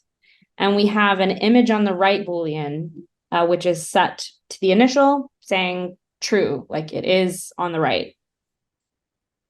So that's kind of what we have built here as part of our media module. So now we have created the page schema to be able to add content in any order to the page. And by any order, I mean to say, if we have a media module here, we can pretend that we've added some content. You can actually drag and drop these so that when we actually see this on the website, you can move the components in any order that you want.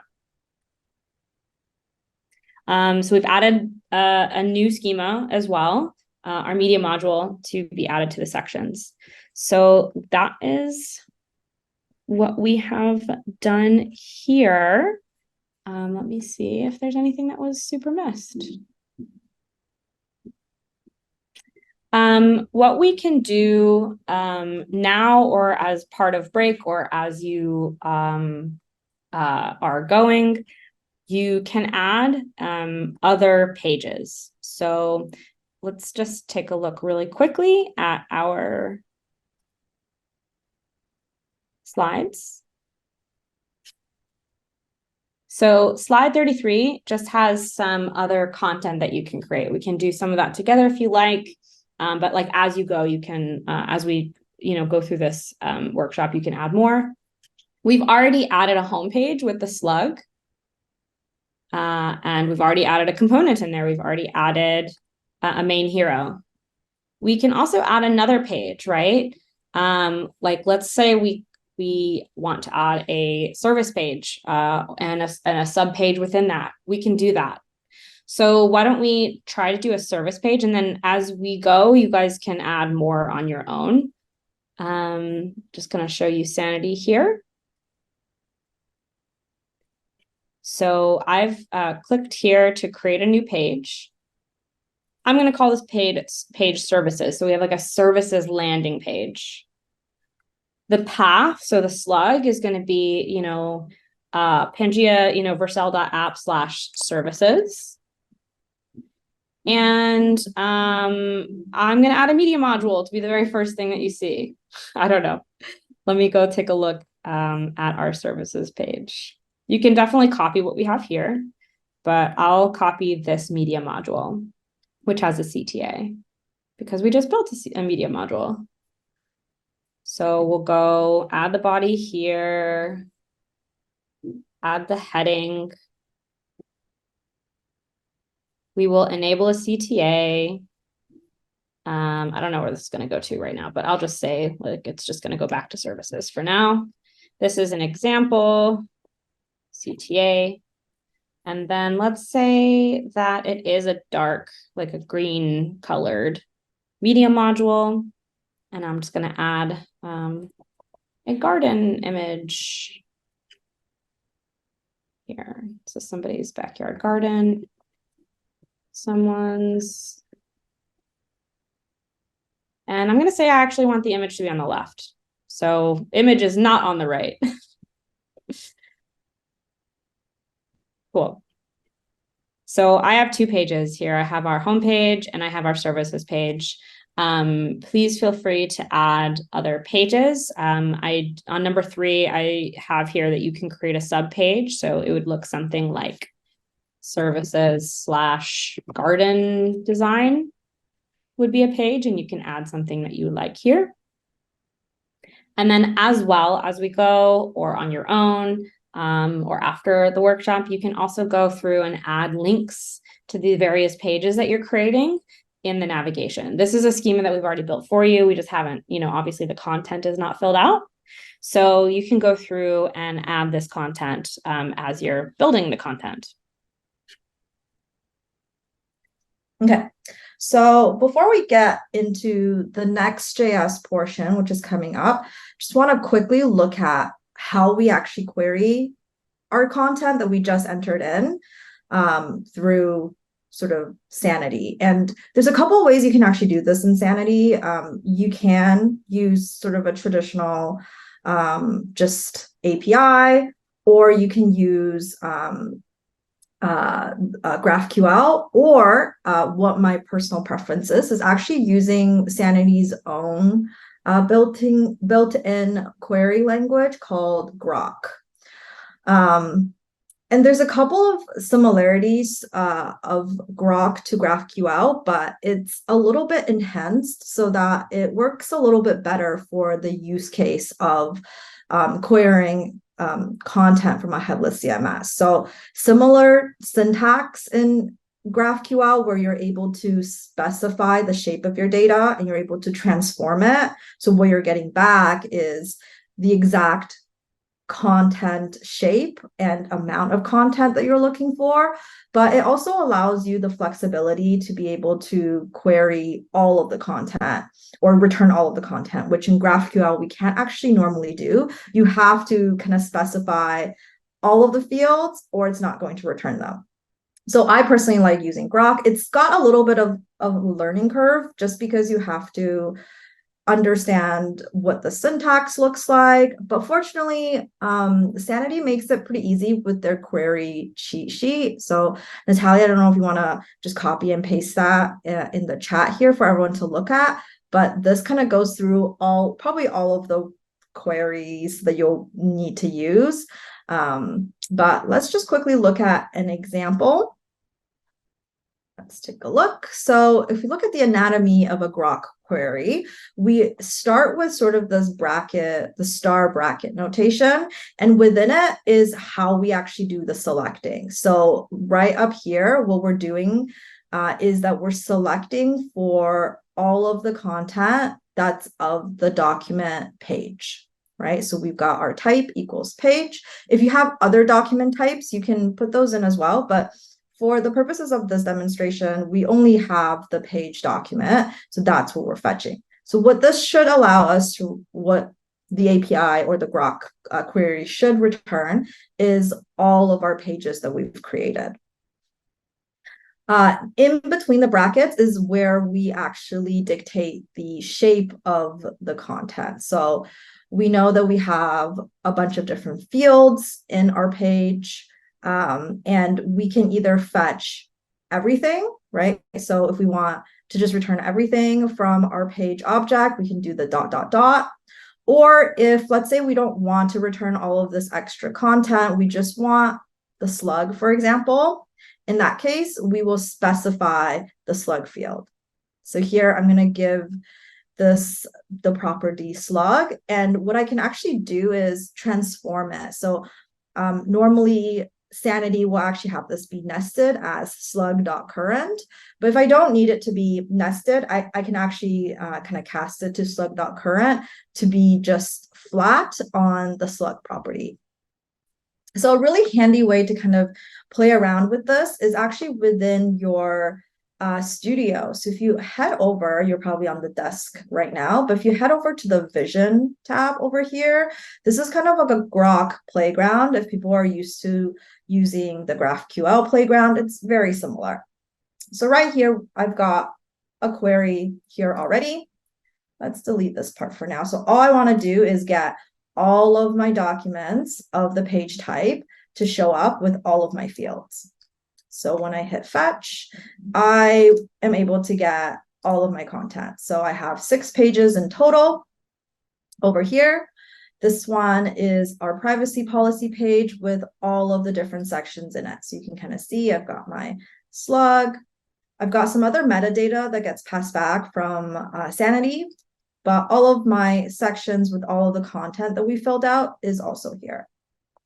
And we can be more specific. So let's say in that example that I showed, like, let's say I just want just the slug, right, to show up, not all of this content. So I can do slug.current. So that's just going to target this guy over here. I just want this to be returned. So now if I hit fetch, you can kind of see all we're going to return now is this flattened version of the slug. So this is great because instead of having to do all those transformations on the front end, I can just make sure that I'm passing in the correct Grok query, and the data that I'm getting back is already in the format that I want it to be. All right. Cool. So let's get into the Next.js portion. So a couple of different things. I think if everyone here is already familiar with working with React, most of the changes are not going to be dramatic. So the syntax and how to create a component and how to work with all of the different things in React is still very similar. I think one thing that's going to be a little bit different is routing. So Next.js comes with its own file system-based routing. And what that means is instead of creating a separate file and dictating in code what the different routes are and what the corresponding components are, Next.js basically allows you to create files and folder systems that mirror your route structure, which makes it super simple for us. We don't have to have a separate file to declare that. We just make sure our folder structure is in the same kind of structure that we want our website to be in. For our particular case, because we want our authors to be the one dictating all of the pages and all of the routes, and we want everything to be fully dynamic, we can't have hard-coded paths in our code base. So what we are going to be mostly leveraging today is what we call dynamic routes. So that's routes that we're going to be kind of automatically generated based off of some sort of data that we're getting back from our Sanity CMS. So there's a couple of ways we can declare a dynamic route. And we'll go through each one of these. We're only going to be using one of them today, but I want to kind of help you understand what we're actually doing. So the easiest way to declare a dynamic route is by using the square bracket rotation with your file name itself. So this basically declares a dynamic route segment, and it will usually cover all of your routes like /services, /about us, but it doesn't actually cover nested routes. So if we have like a /services /garden design, those pages will not be generated, right? So example of that could be square brackets slug.tsx is what we can call that file. So in order for our file to actually cover our nested routes as well, we want to actually add the ... in front of the file name to make it a catch-all dynamic route. So this way, we are able to cover not just /services, but any number of nested routes like /services /garden design, or if you want to nest it 3 deep, it basically covers pretty much all of the pages except for your home route, right? And the last thing we need to add to this, if we do want us to also be able to cover the home route, is to double up our square bracket. So the final one, and what you actually going to see in the code base that you already have, is this double square brackets ... file name .tsx. And this basically covers all of our paths and our nested routes plus our homepage route. Awesome. So you can kind of see here, the only difference between the catch-all and the optional catch-all is really just not having this route, root route being covered. So we want to make sure to use the double bracket to cover every single URL that we have. All right. So now that we know how to create a dynamic route, we actually have to be able to pass it the correct information. And in order to do this, we want to be using a special function that Next.js provides called getStaticPaths. So it serves as 2 purposes. One is to actually be able to populate those dynamic routes with some real routes that we can kind of use. So we can pull this from the API, right? The example on here is hard-coded, but for us, it's going to come from our CMS. But the second thing that getStaticPath does is that it makes sure that all of these pages are going to be built during build time, right? So we want these pages to be static. We don't want users to be hitting the site and then we're kind of generating these pages during runtime. We want our site to be fast. So we have to use our getStaticPath to tell Next.js to render these in build time. So in order for us to query this data from Sanity, what we're going to be using today is this Next Sanity library, which we already have installed on there for you. And this basically it's an easy way to interact with their API, and utilizing the Grok queries that we just learned, we're able to fetch all of the contents that we need. So you see a little bit of an example of that, I think, already done for you in our code base, but Natalia will go through that with you guys in a little bit more detail. So once you are able to fetch all your routes and create all of those page paths, the next thing we're going to have to do is actually fetch the contents of each of those pages. So to do that, we're going to use a second function that Next.js provides, which is called getStaticProps. So it works very similarly to getStaticPaths. Again, it's telling Next.js to essentially do server static site generation. So all of this content is going to be fetched again during build time, and we're going to be using this to generate all of the contents during build time. So again, any fetching that needs to be done for the content is done within this getStaticProps function. And then we want to just make sure we're returning all of the props that we need to utilize. All right, just to kind of understand a little bit about how this all ties together. So we got our content, we got our path. We've just spent some time putting all of this together in Sanity, all of the content, all of the different pages and schemas. So what actually combines the two together? So if you take a look, and this is actually kind of nifty to do in our pages. So if I go to my homepage, I can actually see the shape of my data.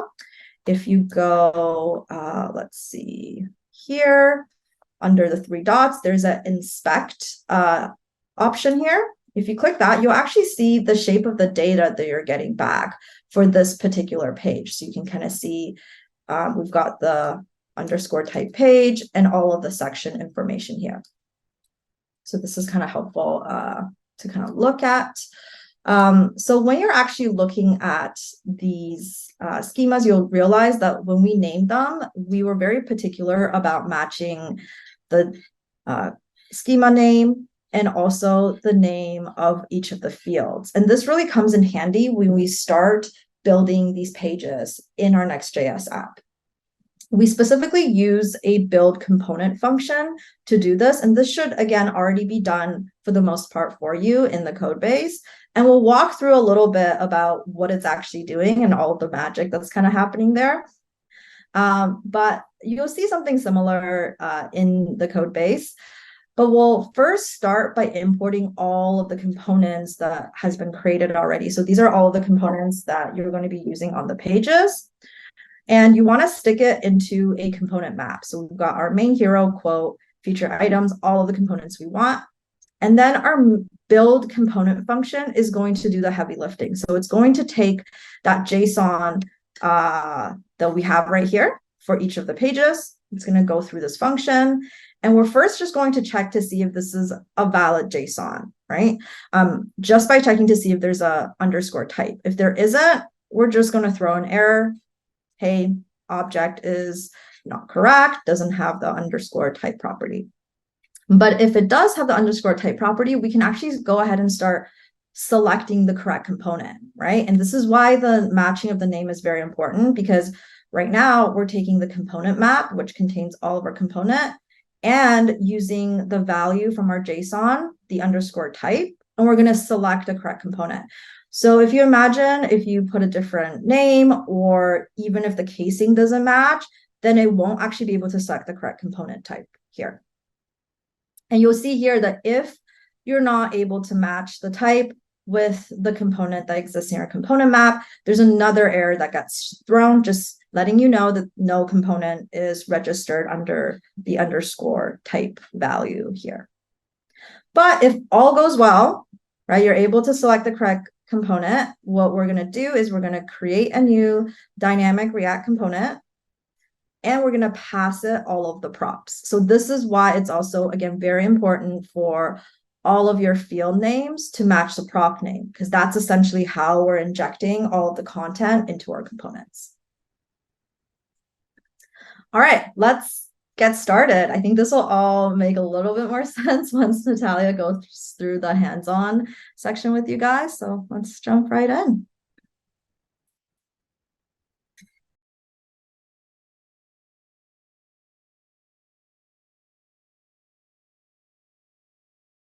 Oh, I think you're on mute, Natalia. Okay. I can now share my whole screen, so hopefully a little bit less jumping back and forth. So give me just a moment here and I will do that. Okay, are you seeing a code editor? Yes. Okay, great. And then you're seeing Sanity?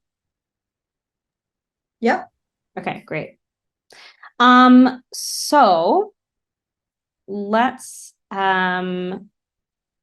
jump into what we're doing next, which is we want to, if we're looking at slide 45, which I am, we want to set up create all of our page paths using the Sanity page data.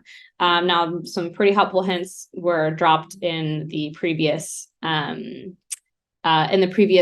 slides, kind of with exactly what Next is looking for. But first, we want to just build out the code in get static paths.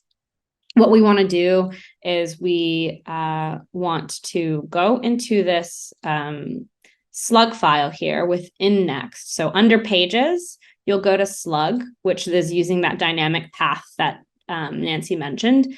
This means that, you know, anything, any slug here will point basically to this page template. So like it's kind of a long template here. You can kind of start seeing the makeup of it. We have like a preview section here. We're console logging something, which we'll be able to see shortly. We have another task that we'll be taking care of to actually render all of our sections. I'm going to scroll down actually to the get static paths. What we see here on line 103 is that we already have a query that we have built for us. This will look very familiar because it's a Grok query, which Nancy just talked about. We've just kind of added this to a queries page called the page paths query. We are saying get, you know, all of the types that are page and that have a current slug, or that a slug is not null, grab that slug. So what we're going to get here is all of the paths that we've already created in Sanity. So home, services, garden design, all of that. What we want to do is map those paths that we got from Sanity into the correct shape that Next.js is expecting. And for time, I will paste this, but I'll just talk about it with you here. So right now we have paths, which is expecting an array. I'm just going to give it that array here for you. So if we zoom in a bit, you'll see that it will go through all of the paths that we have, which are already in an array, and it will go through and find every slug. For every slug, it's going to provide these parameters, which is the slug string. If you remember in Sanity, we added slash to all of our slugs, slash services, slash, you know, for home. We're going to replace those and then also be making sure that it, like for a path like services garden design, which is like a subpath, we'll make sure to add that slash. So this is basically the shape that Next is looking for. So this is the shape that we're creating. Now, if we don't have paths, because we're doing a little null check here, then we're just going to drop an empty array. So this doesn't, you know, break our site. I will just paste this into our Zoom chat. I can find it. So that you have it. I believe now we should be able to actually see our page content come in. So if you go to localhost 3000 and go to just the home page, you'll see that we're actually console logging the page data because of the console log I mentioned up here. Where did it go? We are console logging the page data. So if you see, we see the slug, the title, and all of the sections. For me, I just added a main hero. So that's all we see here. You'll see that if you go to, I think, any of the pages. This is the services page. Looks similar because we haven't done a component. We haven't mapped our components to this data yet. But on this services page, I actually have two sections, which is a media module and a main hero. So next, what we're going to do, this is already done for us, actually, but we're going to look and see where this is done. In get static props, we can kind of see, actually, hold on. Oh, just kidding. We already have page props. Page navigation. Oh, okay. So you'll just notice that we're grabbing the page, navigation and footer, The navigation footer was already kind of created for us. We are kind of grabbing those here because they're global and they'll show up here. And our page is actually being rendered right here. What we need to actually do to have all of our components be mapped over is we want to go, I'm going to return to this page, but right now I'm going to go into this folder called utils, and it's called build component, which we just talked about with Nancy. So the build component, what we, if we look back at the anatomy slide, which you can at some point, we need to build like a components map object. So we need to import all the modules, like all the components it is that we want to use that were used in the CMS, and then add them to this map. Again, for speed, I am just going to paste those here. And I'll paste them into the Zoom chat as well.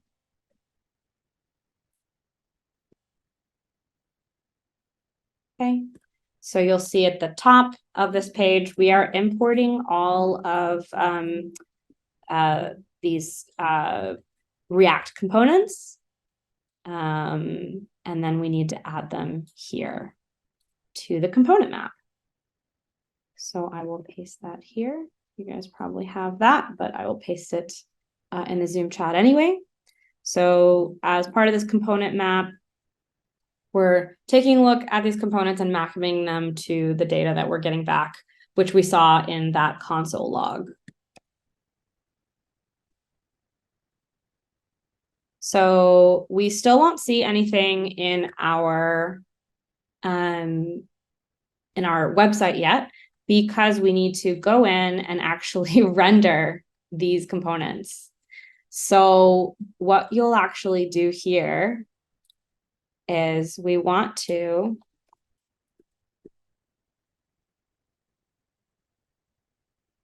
go through and see. Oh, so one of the props that we have here is the page data itself. So we're going to go through and say, hey, do we have a page? If so, can you go look into the sections that we have? If you remember, this is the sections that I'm talking about, this section array. Let's go into all of the sections and map. And if we have those sections, we'll map through them. And for every section, we will build the component in that section. So we have here, we're checking that there's page sections, and we're using that build component to map the data that we have from Sanity into real actual React components. If you go back to localhost 3000, you'll see all of the content. If you've input it correctly or finished it in Sanity, you will see the content that we've created here. I went through during our break and I also added some links and this copyright information.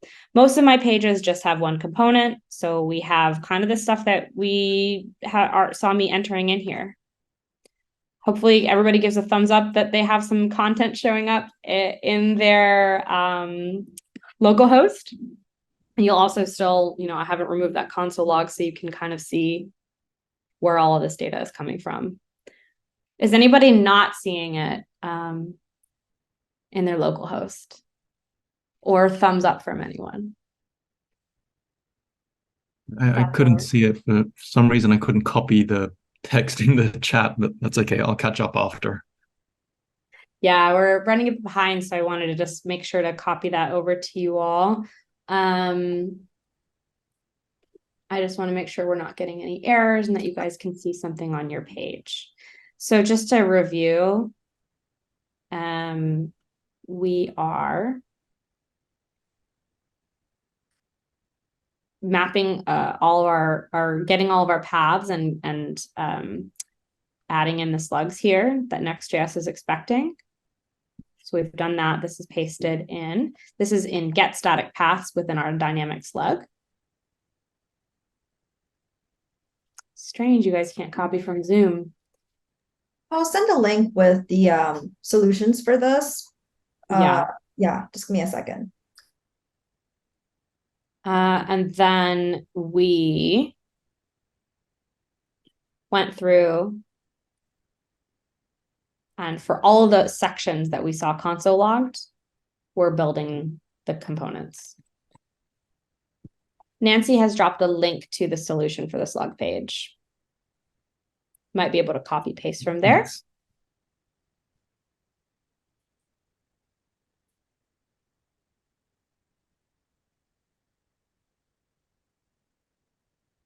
Let me just put this on the side here so you can see it as well. So we've got the slug page and we've got build component. What we'll do after this, okay, awesome. And Nancy has dropped in the solution for the build page as well. So for anybody who's kind of not able to keep up, just do the amount of text that needs to be entered. Please feel free to look at those links. Or obviously this entire workshop will be emailed as well. At this point, as long as any, content that you added here is showing up, you can even test and add more content, refresh the page, and should see the new content show up. So for example, if this is kind of the beauty of a headless architecture for an author as well. In Sanity on their homepage, we can change the main hero to welcome to Pangea ! Right? And right from Sanity Studio, you can actually click preview and see the change that you have made before it's actually deployed and showing up in production. So we didn't go through building this out today, but it's already built for us in the solution. We do have a preview that shows you exactly like the draft content that you're editing live. And then obviously, if you have localhost open in another tab, you'll see that change as well. So it's live editing experience, which is really wonderful.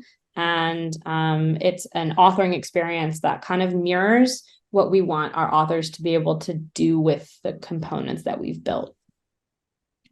So at this point, you would commit and push changes to your main branch if like all is working well and as you expect, and we would deploy it to production.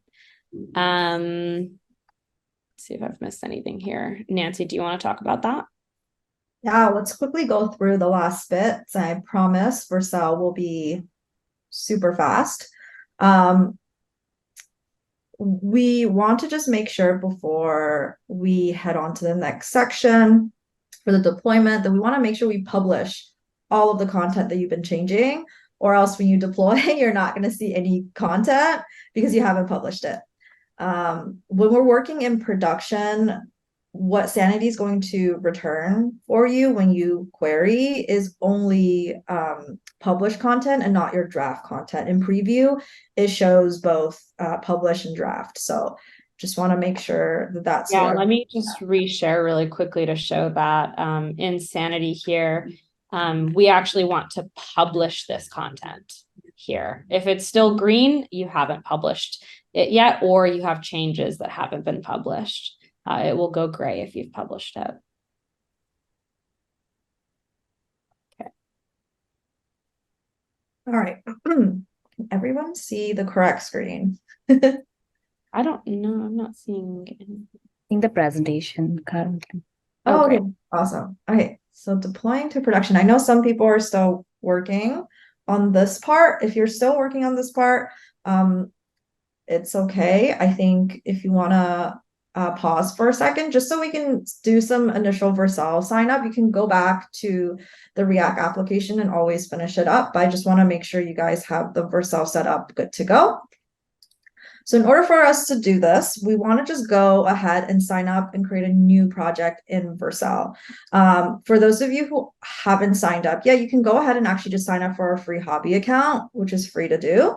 I have already signed up for a hobby account previously. So once you do the entire sign up process, you should get to this kind of overview screen, especially if you don't have other projects. For me, I don't have any other hobby projects. So you will just see the screen where it's asking you to deploy your first project. I would advise, again, everybody to sign up with GitHub, because actually in a later step, when we start to do the import, you're most likely going to have to import from GitHub anyways and do that connection. So it just saves a step if you kind of already sign up with GitHub and have that already be connected. All right. So once you have that, in order to actually get a project deployed, we want to just hit this import project button here using GitHub. And if you're already connected, you can kind of see all of your different repos in there already. You might have to, if this is the first time you're kind of like signing up, you might have to give permission to all the correct kind of files or organizations. So for me, I have my personal one, but also like some for work. I'm just going to be using the personal hobby one today. And right on here, I have my Headless workshop forked version ready to kind of import. And you just want to hit the import button.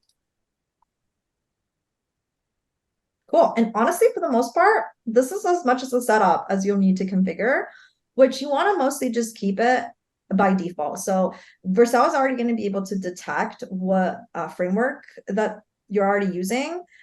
In the case that it wasn't very accurate, you can also manually choose. So here are all the different frameworks it is able to support, but typically it does a pretty good job at importing or setting the correct framework presets already. So in this step, you can also configure the root directory, which we're not going to change because this is a pretty standard setup. And we also have a section for environment variables. So if you've been kind of following the different sections here, you'll notice like don't hit deploy yet because you want to actually import your environment variable. And the easiest way for us to do that is if you already have your local env good to go, you have to just copy all of the different environment variables that you already have in there and paste it into here. So let me just see, I have mine on the side here. So you don't actually have to copy like one line at a time. You can copy the whole entire thing, paste it in. Voila, we've got all of the different project settings, API keys that we need. Okay, so at this point, we want to hit deploy. All right, so it's going to go through a couple of steps for our build to work, but in the meantime, we should already have this step done. What we need to do as a last step, because this will actually deploy our site. So after this step, after your build pass, you're good to go. You've already published and launched your site, but there isn't any actual mechanism for us to update the website as content is being edited in Sanity. So we want to just make sure that that's done.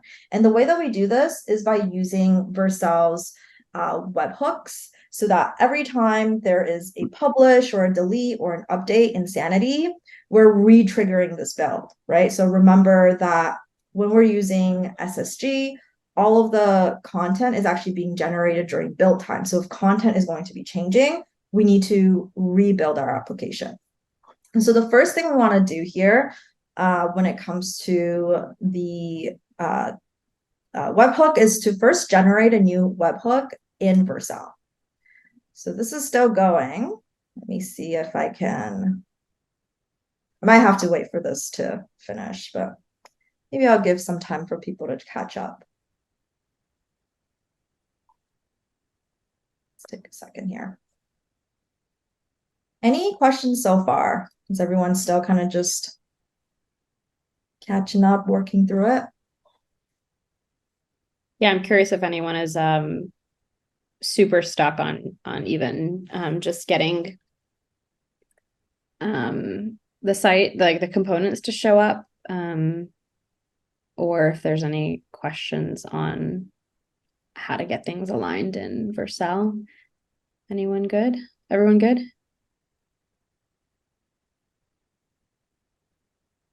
Yeah, just applying right now. Awesome. It takes a little bit. Kyle says he's getting a self-signed certificate error when previewing. Oh, when previewing Insanity. All right. I actually didn't realize they have this cool little animation once it's for the first time. But once it finishes rendering, you should get to here. You're good to go. It deployed. If you haven't finished your React site, you might run into an error if you're still dealing with some bugs. But if you have a couple components on there and you have your route set up, this should be good to go. So now let's go to the dashboard.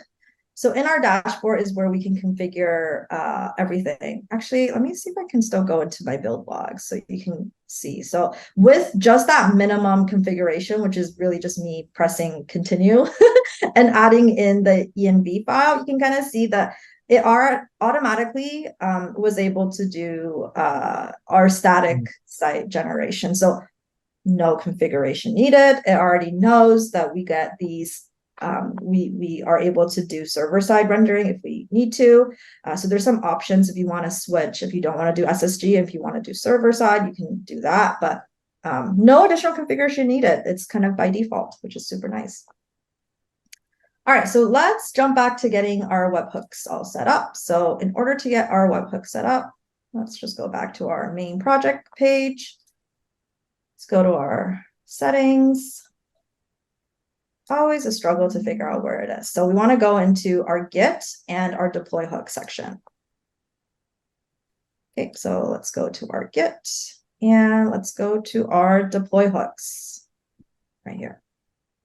So this is basically going to create a unique URL or API for Sanity to hit when there's a change. And it's going to tell Vercel to automatically rebuild our production site. So here, I'm just going to give it a name. It doesn't really matter what you really call it here.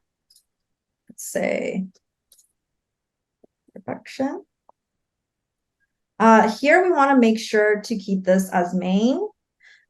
This is just going to tell Vercel which branch to actually rebuild, right? So because this is production, we always want this to be working off of the main branch. So I think you can just hit create hook. Oh, no, you must give it the name. So I'll just put main here. All right, so this is our webhook. And we want to make sure to copy this because we're going to go into our Sanity settings and make sure to configure that in there. All right. So popping over to the Sanity side. So we want to go not in our Sanity studio, but in our like manage section. So for me, I have my headless workshop. I don't want to click this open studio because I'm not managing content. I'm actually going to manage some project settings here. And I want to navigate to API and go to my webhooks. So right up at the top here, we got API. We got webhooks here. I've already got a webhook set up. This is just to power our production site that I've been sharing with you guys. But because this is an additional one that I'm setting up for you guys, there's going to be nothing here. We just want to go ahead and create a new webhook. So this is going to identify, this is just a name that you can give it. So here I'm just going to say workshop production. And here is where you want to paste the actual URL to receive, be the end result of the webhook. So that's going to be that The new Vercel link, yeah. Vercel link that we just created, right? And what we want to make sure is the trigger needs to be checked for everything. And this is what actually triggers a rebuild. And we don't want to just trigger it when you create a new page. We also want to trigger a rebuild when content is updated and when content's deleted. So just making sure that any changes that are being published in our CMS would trigger a change. And just as a reminder of what you said earlier, like that's not going to trigger when you're drafting content. This will only trigger when you click the publish button from production. Yep.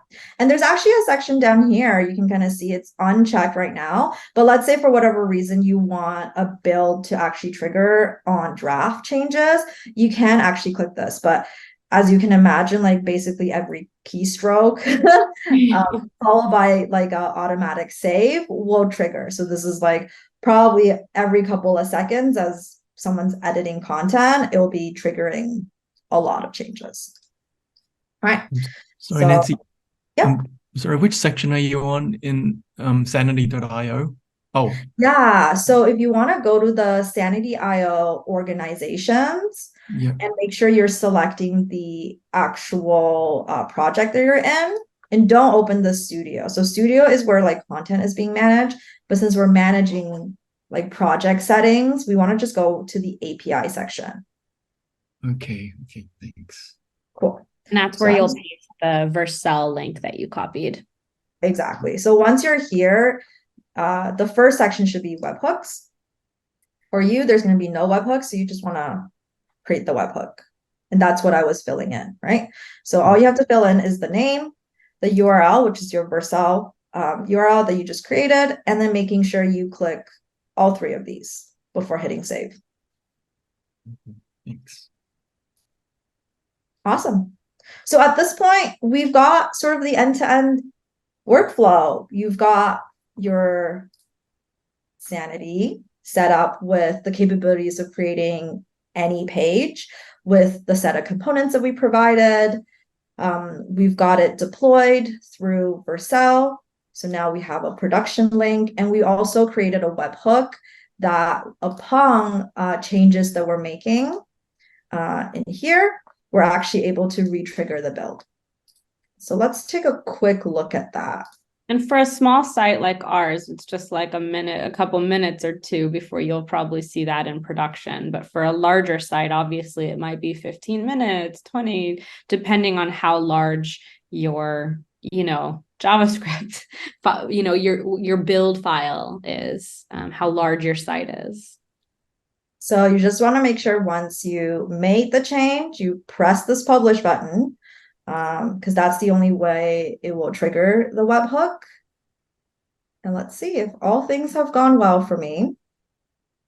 We should see a rebuild. I don't know why it's saving. And this is where you know if you're in Sanity production version of Sanity using the production data set and you click publish, it's going to production. Yep. Be careful. Oh man, this is forever saving for me. Let's see. Oh, okay. So the save went through. I don't know why it still says it's saving. So you can kind of see here, we've got our build triggered, and you can see that it's denoting to us on our Vercel app that it was deployed via a hook. So that was the webhook that we just created. So this will happen anytime we hit the publish button and we make updates throughout our site. It will rebuild, and we should get our new version of our application. Let's see if we see that. What's this one? Maybe it's the latest one that's being deployed right now. But any questions about any of that? Well, I think I might be a couple of steps behind, but on my I'm getting a 404 error on the Vercel app link. Oh, did you make sure to publish all your pages? So that can happen if you haven't published your pages. So essentially, there will be no pages available for Vercel to build. Okay, let me check that.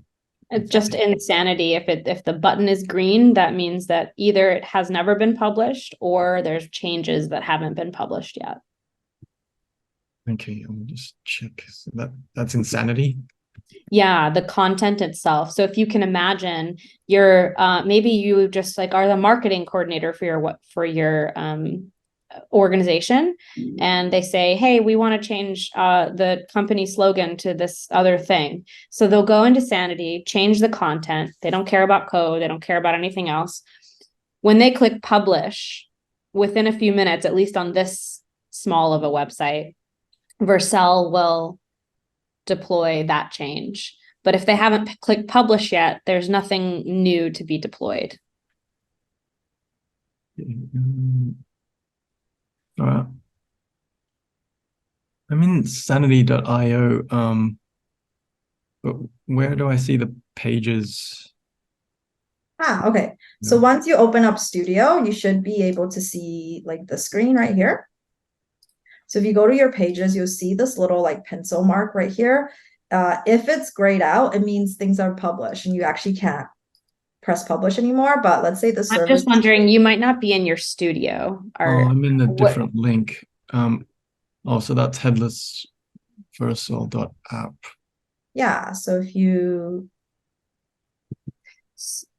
So maybe there's a confusion around like localhost versus the Vercel.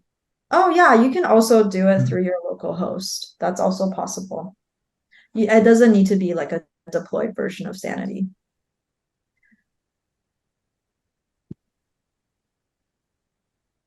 Oh. Cool. We're gonna stay back and answer any questions or help anyone who is still here to troubleshoot. But I'm just gonna wrap this up a little bit for everyone, just as some final things to kind of take home.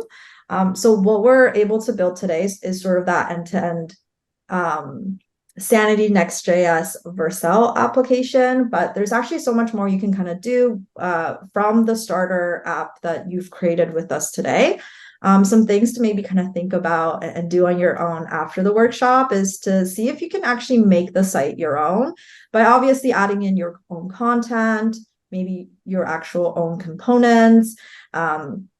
And one of the things that's actually really easy for you to do is change the color palette. I just want to quickly show you where that can be done. So we are using Tailwind, which is a CSS library that makes it really simple to kind of do theming and all of that. So if you just head to the tailwind.config.js, you'll see that there's a JSON file with some fonts, some colors already in there.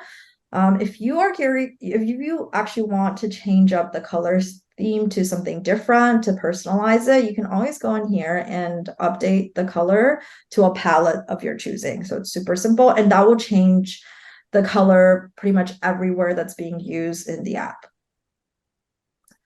And when you push that to production, that code to production, does that? Oh yeah, let's take a look. It was kind of going for a little bit. Let's see. Let me.